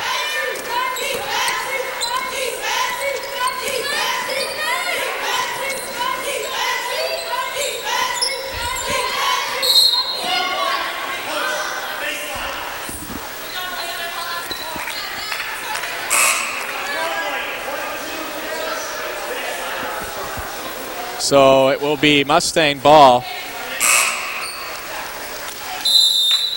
Rather, it will be Brock ball. Mustangs have called a timeout. Are you trying to track your That will be a timeout for the Badgers. It looks like Lauren Parks has picked up her fourth foul. www.westernmustangs.ca. The site has all the scores, schedules, and information you need to stay current. With 8 minutes left in the game, both teams are going to try and regroup right now. Maybe ease back a little bit as their main key players are picking up more and more fouls. But I don't think the speed or the intensity is going to ease up any.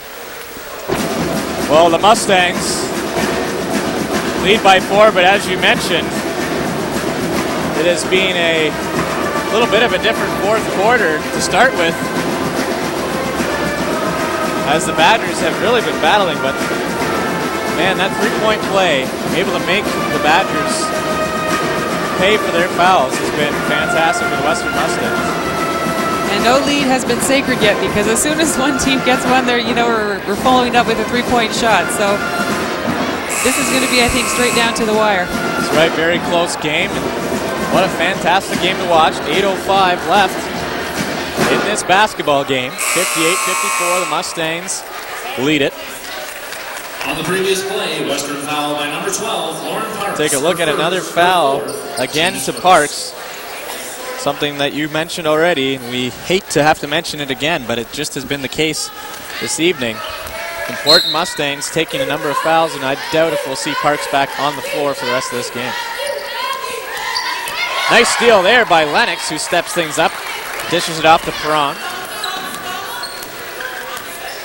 Perron takes the screen from LaPointe. She continues outside.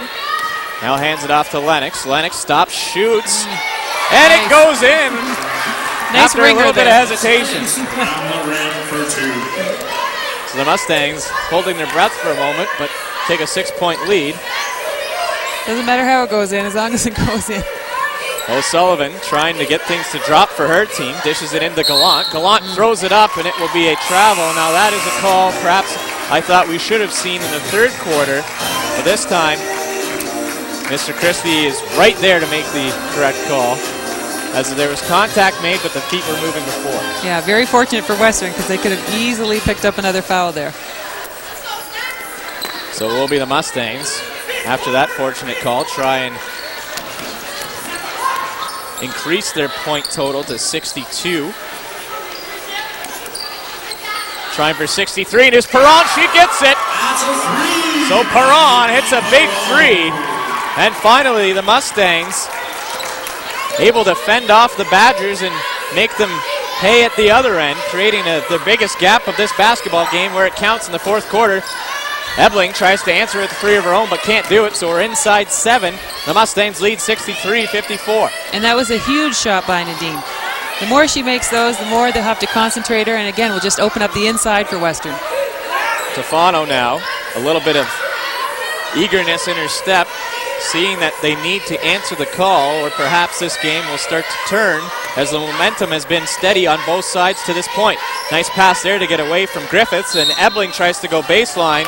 She does, and hopefully in her case for the Badgers, she will be able to get up as she continues to lie down.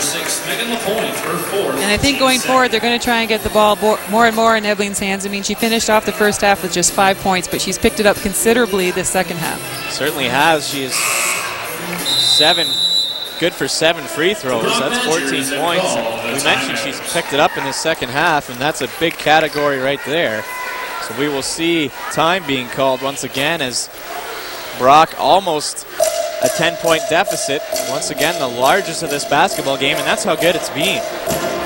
I mean, at times, 3 points was the largest gap between the two teams, and now Western's been able to open that up a little bit, and for their sake, trying to stick with it. Well, it's a nice spread right now. They still can't be comfortable with it because, again, with the three-point shot and as capable as Brock is of hitting that, they have to be aware of it. Exactly. 10 points in front of a team of this caliber, as you mentioned, can be erased rather quickly. So we take a look at some of that loudness we were talking about earlier, but music to the ears of a lot of people, including myself. Love to see the band out here at Alumni Hall, and they join us every game. So if you have the chance to make it down here, decide you don't want to watch it on TV, it's a fantastic place to catch a basketball game. But if not, well, we'll be here all season long, bringing you coverage of Mustangs basketball, Mustang sports. And the Mustang fans, whether they're here or at home, are cheering right now. Their team has the lead, 63-54 in this basketball game. 6.5 left to go in the fourth quarter. Lagsdens will throw it in for Brock. Gets it to Homo. Now to Lagsdens, back to Ebling. Ebling playing with it at the top of the three-point line for a bit. Gets it to O'Sullivan. She'll quickly send it back to Ebling, who passes it to Forbes. Forbes goes back and forth and then decides to drive the lane. Stops at the free throw line. Gets it back in, though, to Gano. Has that play taken away, and I believe it will end up as Brock ball as they've stopped it. Forbes will have the duties of bringing it in. Referee is deciding perhaps which way the foul will go. Fortunately for both teams, I don't think a foul was called, but more stepping out of bounds. So it will be that, as it was close once again. And the baseline contact in that area is being heavy in this game. Yeah. Forbes into O'Sullivan. O'Sullivan trying to get around Perron, can't do it. So now just creating space for Lagsdens. Back out to Ebling. Ebling again tries to feed off the pick, but can't do it. Instead goes wide, throws it up, and Brock tries to come back down with a rebound, but it will be Eblings who will get faulted on this play, as there was 2 Mustangs and Eblings trying to get her own rebound following up on that shot. And she picks up her fourth as well. So, but I'm sure Coach Brutelli is just going to have her ride it out. There's only 5 minutes left in the game. I don't think she wants to... Close there, however, as we say that, to perhaps drawing another one, but they'll let it go for this time, and Perron will let it go up the court to Henrik. Henrik looking in deep, has Griffith cycling. Now Perron is open, but barely open as Forbes comes in to fill the gap. And again, a number of players collide. Wait to see whose possession this is. Looks like it will be Brock, and O'Sullivan will have it at her own baseline. Amanda Anderson back in the game, so her and both Jody Edling have 4. O'Sullivan to Forbes. Forbes is creeping into that dangerous territory as well. Anderson guarding her. Kicks it out to Ebling. Back to Forbes. Forbes makes a nice hop move and dishes it back out quickly for Ebling, who cannot get the 3 to happen. And now Forbes gets her in the way of Griffiths, creating a jump ball. And it will be Mustang ball. So Griffiths, after almost losing it, nice job to stay with it and win the jump ball. Braun will throw it in. Mustangs on their own side of half here. Just over 5 minutes left. Braun giving instructions to her teammates. Anderson receives the ball. Griffiths is open, cycles in with Anderson below her to her right. Henrik now trying to create an opening for Anderson. They do. 7 seconds on the shot clock. Have to get one away quickly. There's a bit of a forced pass by Lennox. And we will see another stoppage as Western picks up a foul. Western foul, number 15, Laura Henrik, her second, team's third. So Henrik will pick up her second foul of the game. And now Forbes will come away with it. Forbes into Lagston's. Now to Ebling. Back to Forbes. Forbes likes to go with it. So far she's been stopping short a lot though and kicking it back out. Gallant. Now back to Forbes. In deep to Lagston. She gets up and over top of Henrik but can't get it to fall. Follows up on the rebound and draws a foul.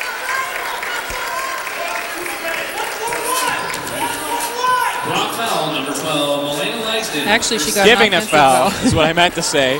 Drawing the foul was Perron, but Anderson now will look on the fast break and cannot get that one to go off the rim. And just like that, a beautiful fast break, which we've seen come into play a number of times for the Mustangs. This one, I believe, was the only one that hasn't worked so far. And then at the same time, Allie Griffith picking up a foul. So, I mean, while the intensity can stay there, they still have to play smart. And that kind of foul just probably wasn't needed at that time. So Sullivan will once again dish it out for the Brock Badgers. Forbes is in close. Western going back to a lot of their height right now, so Brock might have to make some adjustments here, but at the same time, there's a couple of players on the floor for Western that have 3 and 4 fouls, so they have to be careful, as do Brock. Both teams into the danger zone and a few of their players. 4-16 as we see Ebling throw it up. It's good. Hitting the 3 points is Ebling, so just like that, Brock etching closer to narrowing this gap. Parks perhaps picks up some contact there by Ebling behind the play. We'll see if the referees were able to catch that. I believe they were. We'll see. Looked like a bit of a reach in. Badgers foul number 12, Melena Lagston, her third. It won't be the call that I was looking for, but a call nonetheless, and Parks will go to the line.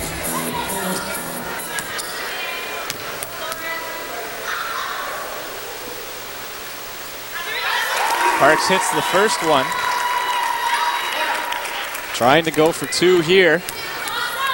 And she has done her fair share from the free throw line when she's had her opportunities. Yeah, unfortunately she's been plagued by foul trouble, so I'm sure she could have done a little more damage had she been in the game. 65-57 for the Mustangs. Lagsdon's back out to Ebling. Ebling looks like she wants to shoot, fakes it, had her man off of her, but now she opens up another space to her right. Couldn't get that one to drop, however, either, and Anderson, what a great body movement to keep that one in. It's stolen, however, now, and there are 3 Badgers breaking away. Good job by Bess Lennox to keep on Ebling. Quick handoff there for the 3-point play for Badgers, but unable to get that one to fall is Gallant. And so Anderson dribbles away from O'Sullivan. Anderson now will slow it down a little bit after a couple of touchy plays. running into a steal as well. Back to LaPointe. That one is stolen from her as she's looking around, and Gallant makes no mistake to bat that ball out. Nice bounce pass there to Ebling in the corner, and Brock will slow it down now. Yeah, it looks like the teams might be a little tired right now. Forbes throws it up in desperation. Looks like just getting her hands in the air proved to be the right thing to do as some contact was made. Mustangs have a timeout on the foul, waiting to see who it will be on. But it will be Forbes going to the line, and it will be Perron picking up the foul, so a pair of sevens involved. And it looks like Western needs that break. Those last couple times up and down the court, they looked a little tired. I mean, it was a little ragged there for a bit, going back and forth. But Jody Ebling, they have to keep her in their radar. I mean, she's such a dangerous player. You know, she can go streaks and not shoot, but she's always looking for her three-point shot. So going down these next 3 minutes, they have got to make sure that they know where she is at all times on the floor.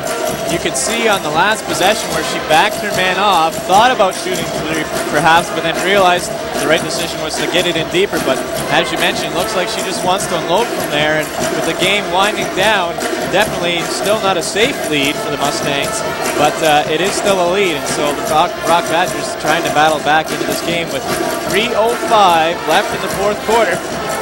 John Abbott, Heather Hart with you, as is Bonnie Baker. You can stay tuned after this game. She will fill the gap between games, and then we will get you to the men's squad, who will also be taking on the Brock Badgers. So lots of basketball to come, but a great finale to this game is expected. 3:05, 65-57 for the Mustangs. Yeah, it's definitely not over yet. Take a look at the Western bench. A nice rest, but also some game mentality going on there. As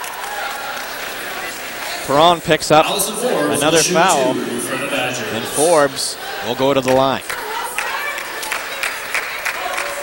Yeah, both teams want to play very smart right now and take care of the ball. They can't afford for those turnovers to happen.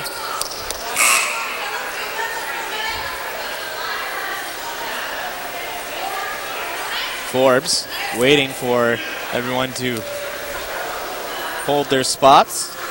Will now pick up and shoot. Hits the first one. Nice shot. And these are definitely clutch. Talked about hitting them all game long, but getting into the fourth quarter with under 5 and need to start making every one. Looks like this one will fall too. It will off the rim. So 65-59 is now your score. The Badgers get even closer to that 60-point mark. Perron dribbles it up. Has it stolen there by O'Sullivan. O'Sullivan has Anderson on her. O'Sullivan looks back, but easy layup. And a nice play there by the Brock Badger to take that one away. And now it's a 2-possession game for Western. And there wasn't much Amanda could do with that with 4 fouls. She pretty much had to let her go in and get the layup. So Anderson has it off of a Brock arm as Forbes gets in there trying to make it back-to-back steals for the Brock Badgers. So that one goes off the arm of Forbes, so it will be Parks throwing it in. Quick handoff to LaPointe, gets it back. LaPointe turns, shoots off the far side of the rim. So a nice passing play by Western, but can't get that one to go. And right back is Ebling, who falls on the play, has to let that ball come loose otherwise for fear of travel. And just like that, Anderson appears to be fouled actually. She comes up the court, but dishes it off to Parks, and a nice 2 there. And you can see the Mustang bench hollering to get back on defense. 67-61. Forbes takes her time into Ebling. Ebling has now regained her footing. Back to Gallant. Gallant finds the open lane and looks like an easy 2, but can't get it to go. And Lagsden's lucky she didn't get a foul there, as Parks has made contact with a few players as well. Now it's Forbes getting in there, and it will be Mustang balls. It goes off Forbes once again. See a substitution for the Badgers, or a timeout rather. Will be a timeout. Perhaps some bodies being changed, but for the most part it is the core unit out on the court right now with just under 2 minutes left to play.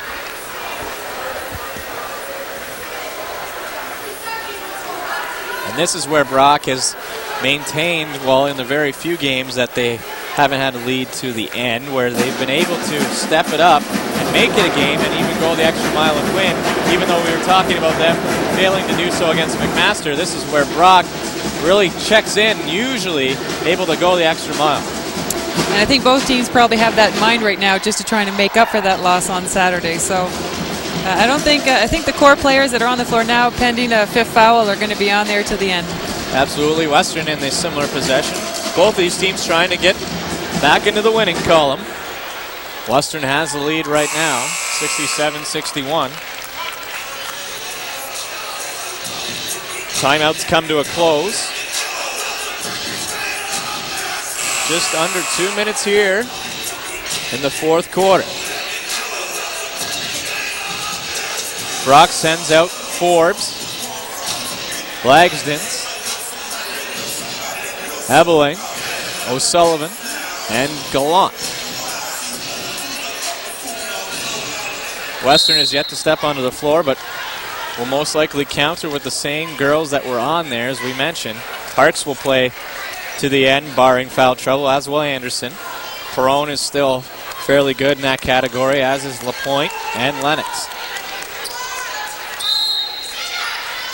Perron to Lennox. In back for Perron. Perron gets that one to fall. And speaking of clutch baskets, that lady right there has had her share and able to get the Mustangs in this game.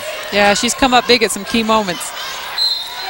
That one appeared to go off of a Brock player, but we will wait to see who gains possession. I think it might be reversed from what I was saying, as now we see Forbes taking the line. Forbes trying to find a body through that mess. Does. O'Sullivan's wide open, in fact, and she nails the deuce off the backboard. So exchanging baskets, as we will see probably for the last 1 minute and 30 seconds here in this basketball game. Perron to Lennox. Back to Perron, quickly to LaPointe, and another beautiful play. And easy baskets off the glass seem to be the theme now, as both teams working in deep. Perron, rather Forbes. In now to Gallant. Gallant throws one up, but Lagsdens is there for the rebound, but Bess Lennox gets there first, and streaking down the quarter, two Mustangs. Parks was all alone once again in behind the play, but Anderson unable to find her. Checked up with Perron, and now back to Anderson. LaPointe sets a nice pick there. Anderson will go all the way in herself and gets that one to roll off the one-handed layup. And Anderson rising to the occasion here with under a minute to go. 73-63. Here's a long three by Ebeling, and that one goes off the back of the basket, so it will be Mustang ball. And with 38 seconds left, the Mustangs are leading by 10. And I think it's been tough for whoever is scoring and who's guarding them, and depending on how many fouls you have, whether you can really go at them or you have to let them take the shot. So another factor these ladies have to keep in their mind. And here's Gallant possibly getting on Parks, but Parks will continue to go up the court. O'Sullivan reaches in now, back to Lennox, back to LaPointe, and that one fails to drop. So it is Forbes now trying to rush her team up the floor as they have a 10-point deficit to overcome in 21 seconds. Forbes looking to cycle it to the far side. Ebeling comes off a screen, has the ball given to her, drives the hole, drops it to O'Sullivan, kicks it back out for a three for Gallant. That one is short off the basket. O'Sullivan gets the rebound, 7 seconds left. And close. Could have been a different story had those last 3-point shots on back-to-back possessions were made by Brock, but they weren't, and the Mustangs have been there for both rebounds. I would like to say that Western might be safe right now, but at the pace of this game, you still don't know. 6.6 seconds left, and definitely being pressured are the Mustangs, but once again, those two straight three-point opportunities coming up short for Brock, and you'd have to think the Western Mustangs will be able to take this and snap their losing streak, and a big victory as well for the Mustangs as they overcome the currently number two spot, Brock Badgers. I mean, obviously a win for both teams is huge, but for Western it's huge. Again, like you said, beating a number two ranked team. Brock wanted to just get back on track after losing to Mac, but this is a huge win for Western.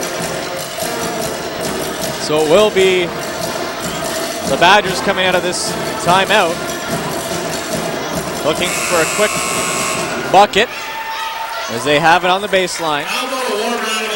10-point lead, Western Mustangs will play this one to the end. Ebeling gets it in, and Lennox will quickly throw it right back out. So 5.4 left on the clock. Ebling will try it again. This time gets it to O'Sullivan. Back to Ebling. Ebling wants to tee it up. Looking for a basket, throws it at the bucket, and that will do it. The Western Mustangs break their losing skid with a big victory over number 2 Brock, 73-63, a 10-point victory. Stay tuned. We will have post-game coverage right here on Rogers Television.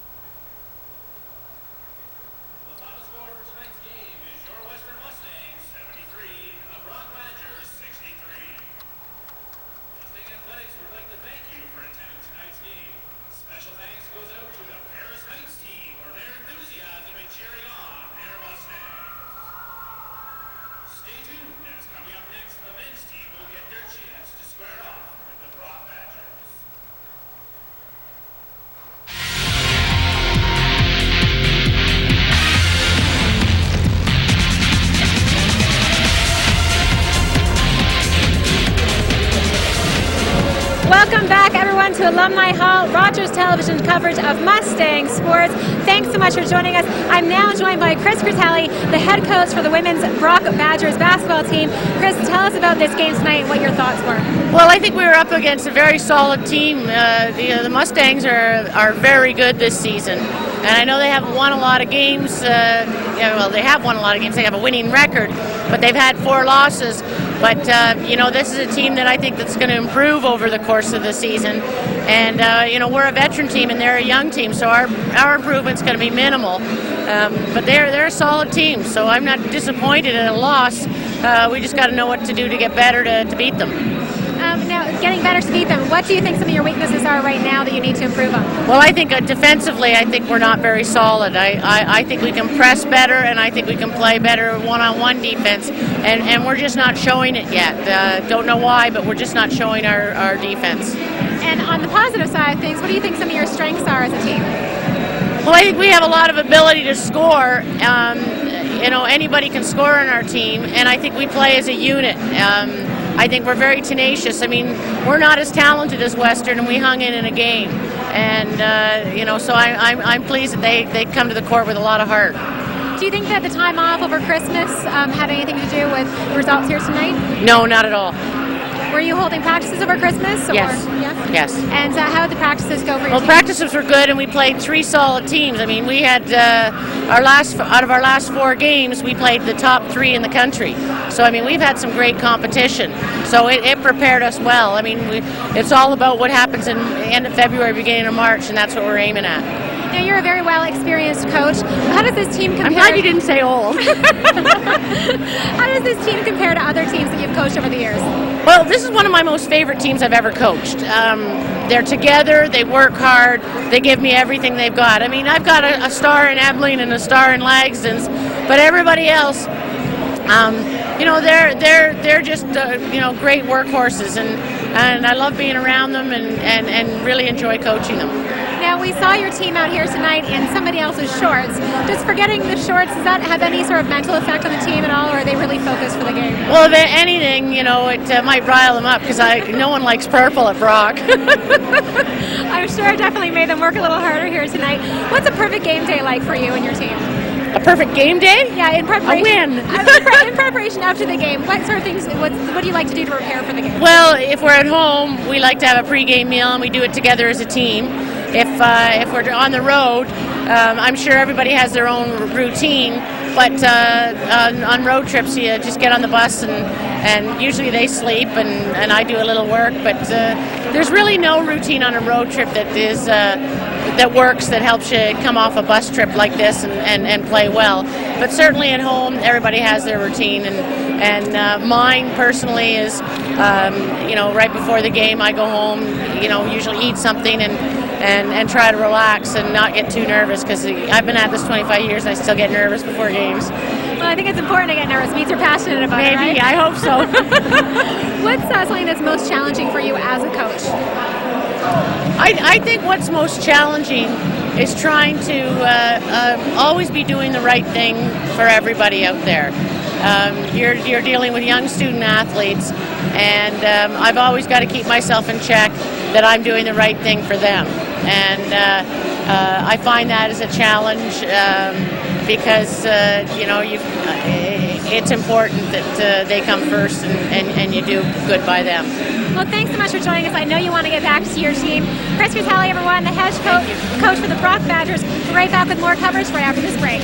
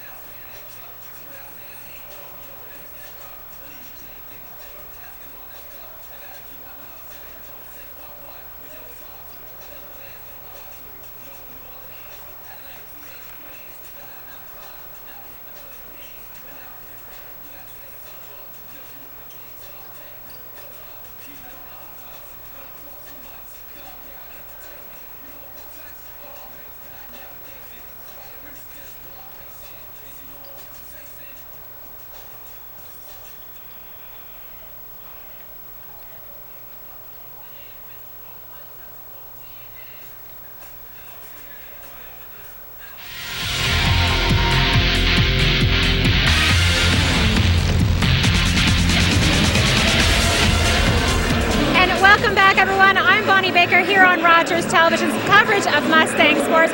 Final score 73-63 in favor of the Western Mustangs. I'm here with head coach Stephen Barry. Stephen, tell us about this game tonight and what your thoughts were.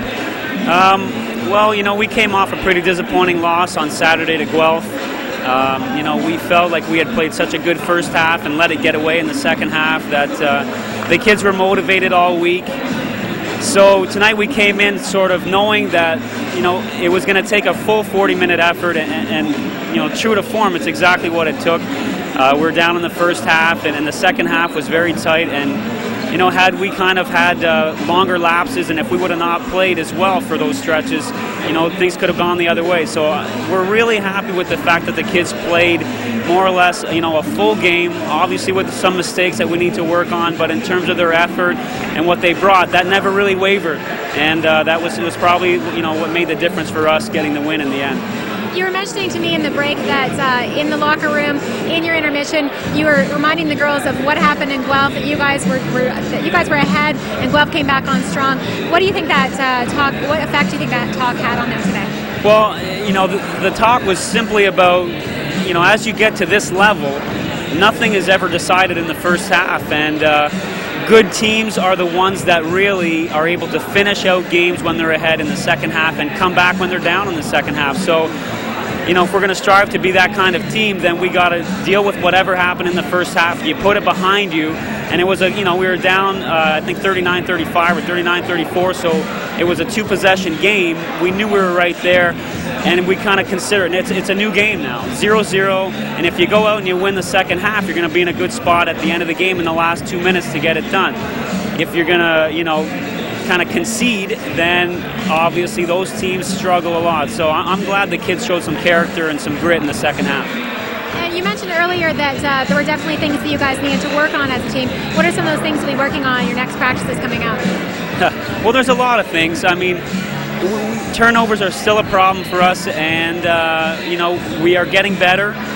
Poise is a very difficult skill to teach a young player, and we have so many young kids, and this is exactly the thing they need, is they need to be in a close game where they actually handle some pressure and in the end make some baskets to separate them and get a win instead of it go the other way. And now a player builds experience and confidence. So more than what I could ever show them in practice, they learned a lot in the game tonight. So we'll do X's and O's and we'll work on what we need to work on, but what they did in the game is really immeasurable compared to what we do in practice tonight. I can tell by hearing you speak that there's a very strong bond with your team. What's that relationship like? It's great. I mean, the kids here are, I would be lying if I tell you this isn't the best group I've ever coached and not the most enjoyable year I've had in the profession. I'm very fortunate that Western gave me this opportunity, and Mike Lisko and Chuck Matthews and Mike Milne having given me this chance has been great. They've been great to work with. So from every aspect, from the top right down to the kids, and obviously the kids' things are great. They just want to get better, and that's the thing I love about them is, they don't want to settle to be a good team. They want to be a great team. They know it's going to take time, and they just want to get there, in their careers. So as a coach, what else can you ask for, really? Now, do you see any rising stars on this team? And, I mean, of course, other than the whole team, which I'm sure you'd like to say, are there any standout people to you on this team? Well, I think that the beauty of this team is it's going to be its balance in the long run. I really feel that at the elite level, when you are a one- or two-man team, it becomes a little easier to play against, whereas a team that has potential threats all over the floor is very, very difficult to guard, and I think that's what we had. I really feel that a lot of our kids are going to get significantly better over this year, over the summer. I mean, we're playing right now without Dina Kurilski, who is a major, major part to this team. She's our best defensive player. She handles the ball for us. And so, that's a kid right now that is doing all she can to rehab and try and get back. It's given some kids off the bench an opportunity to play, and they're doing well. So I would, like you said, I think we have a lot of stars. The terms of people knowing, Amanda Anderson, yes. Nadine Perron, absolutely. I think Lauren Parks and Bess Lennox, are the sky's the limit for both of them. And Meg LaPointe, the list goes on. It's a beautiful team to coach in that way, and that we are very gifted all across the board. Well, thank you so much for joining us, and I'm sure, as with the coach before me, you'd like to get back to your team now and do some congratulations. Stephen Barry, everyone, you'll also be joining us for a little bit of color commentary later on for the men's game. I will, my first time. So looking forward to that. Thanks for joining us. Okay. Right back after this break.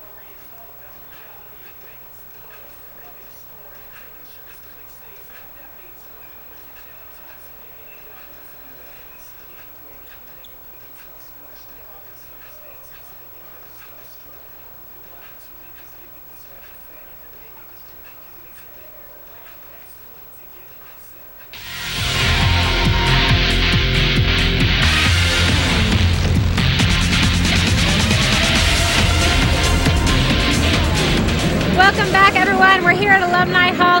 I'm Bonnie Baker, joined by Ryan Payette from the London Free Press, your sports reporter there. Ryan, how long have you been writing with the Free Press for? Well, it's my 7th year in London. I worked in Calgary and Winnipeg before, but I came back. I played hockey here, junior B hockey, so I enjoyed the city like a lot of people in London. I came back here I feel my roots are here, so I came back, and it's nice to be here and to watch Western basketball. Now, you cover a lot of Western sports in your career. What sort of changes have you seen in Western over the years in their athletics department? Well, I've seen a lot of changes lately. Mike Lisko coming in here, there's really a different feel at the games here. There were always, attendance has always been pretty good, pretty solid. London supports their team well here. Mike Lisko's done a lot of things here that kind of just to vamp it up a bit. If you notice, there's just a different atmosphere here. The teams are good like they were in the past too, and that's nice to see. This Western women's team that pulled the upset over Brock, this is a team to be excited about. They're all first and second year kids, and I think we're going to see big things from them. And maybe one day Mike will say, well, let's host a championship here or something like that. And I think that would really get basketball back in this community. And in your years of experience, what sort of exciting events have you covered? What have been your favorite stories? Well, my favorite story was the Memorial Cup. I mean, that was an outstanding team, the Knights, and they had a great year. And with Sidney Crosby coming in here, and it was just a storybook ending. And I'm glad to see the people of London get a championship. I think that was outstanding. As far as I've covered some Western football, and it's been nice to see them with Greg Marshall coming in here and Larry Haler going out. They're going to be rebuilding a little bit. I think they'll be at the top of the pack, and hopefully I'll be able to cover a Vanier Cup one of these days with Western in it. Now, what sport is your favorite sport to be covering? I like basketball. I mean, I remember when I came in here, Western had the best team in the country. It was Andy Kwiatkowski and Chris Brown and Jimmy Grizel and Cheto Naduri. You knew the starting 5 guys, and it was exciting. They'd win every game here, and they'd always put up a lot of points and a good show here. And I'm hoping these guys are able, with Whittemire, and are able to get that back to where it was, and make the playoffs and make it an exciting time around here. You mentioned Whittemire. Are there any other basketball stars here that you're keeping your eye on? Well, Brad Smith and Adam Brockovic, I've always liked. They're good scorers. They put the ball in the basket, and that's where I know they say defense is big, but for a while these guys haven't been able to put the ball in the basket enough. And now, nice to see that they can score 80, 90 points every night. Now, we've just come back to Mustang sports after about 4 weeks holiday. Were you on holiday, or were you still covering sports? No. You know how it is, Bonnie. You're never in the media. You're never on holidays. I got a nice Christmas break there, but not quite as long as these guys. But fortunately, we don't have to worry about exams anymore. They got a lot of stress on them, so they deserve the 2 weeks off. I always thought it was great to be a student athlete. There's a lot of pressure on you, and tonight I'm sure that a lot of them have homework and reading to do, and they got to play ball and then go home and do that. And I think it's a big responsibility, and I like that they have a couple weeks off to recharge the batteries. Even if it does break up, it is kind of weird. Like to come back and a month in between a season, you wonder, like baseball or hockey or football would never be able to deal with a month off, right? Yeah, definitely. What would be one thing that you would change in sports in general, in your experience over the years? Well, I guess maybe in the media you'd say you want instant access to the players. A lot of times there's the 15-minute rule, like where they have time to cool off. And I like when you're able to grab kids right after the game and talk to them, because it captures the raw emotion of the moment. And I know sometimes coaches don't want them to say what's right on their mind at that time and would rather them cool off. But as a reporter, you'd like to hear it straight from the horse's mouth, so to speak. Thanks so much for joining us, Ryan. Everyone, we'll be right back with more coverage in basketball right after this break.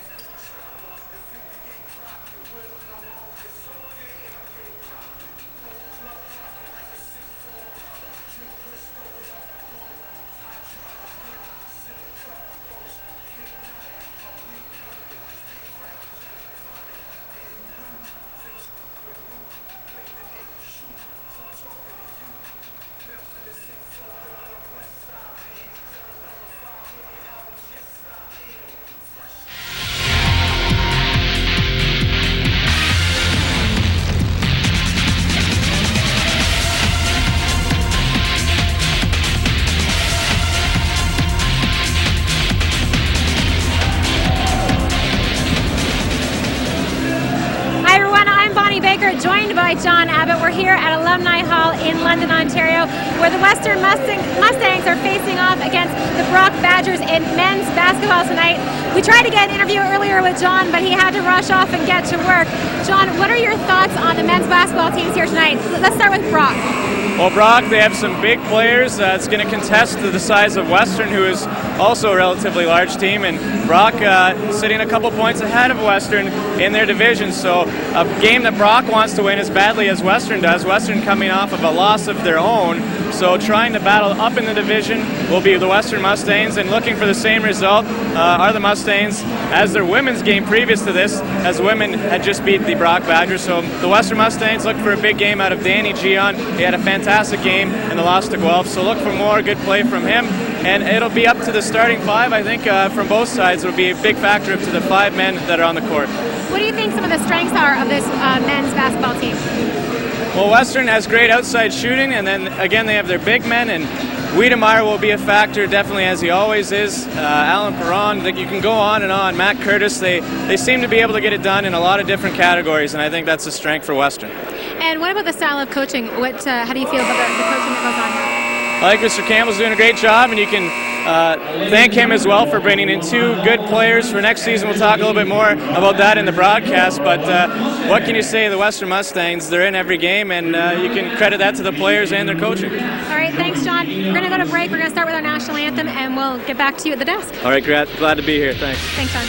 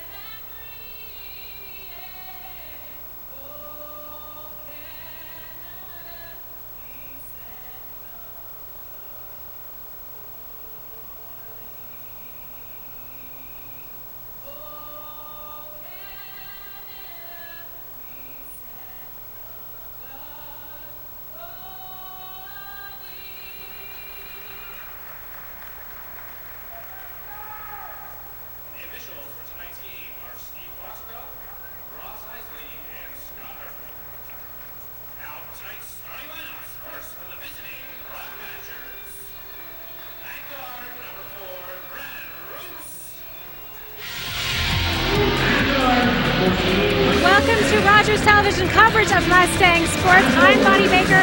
We're here at Alumni Hall in London, Ontario, where the Western Mustangs are facing off against the Brock Badgers. Stay tuned to Rogers Television. More right after this.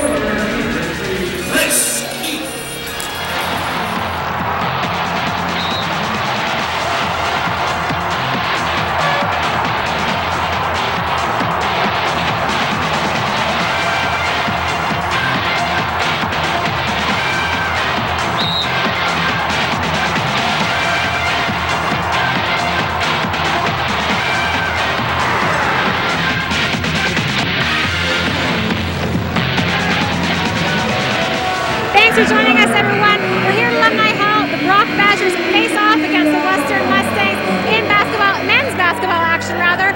Both teams looking to come out of this with a win, and both very strong teams here tonight. Let's go over to Stephen Barry and John Abbott for tonight's game. Thank you, Bonnie. Welcome to the second half of this Wednesday coverage. The women taking the victory over the Brock Badgers, and the Western men about to set against the same Brock Badgers team. Glad to be joined by Stephen Barry, the head coach of the women's squad. And thank you for joining us, Coach. A great victory that you just came off of, and now you join us in the broadcast booth. Which one's more exciting? I can tell you which one is a little more relaxing. I'll take a guess on that one, and glad to have you along with us, providing great insight.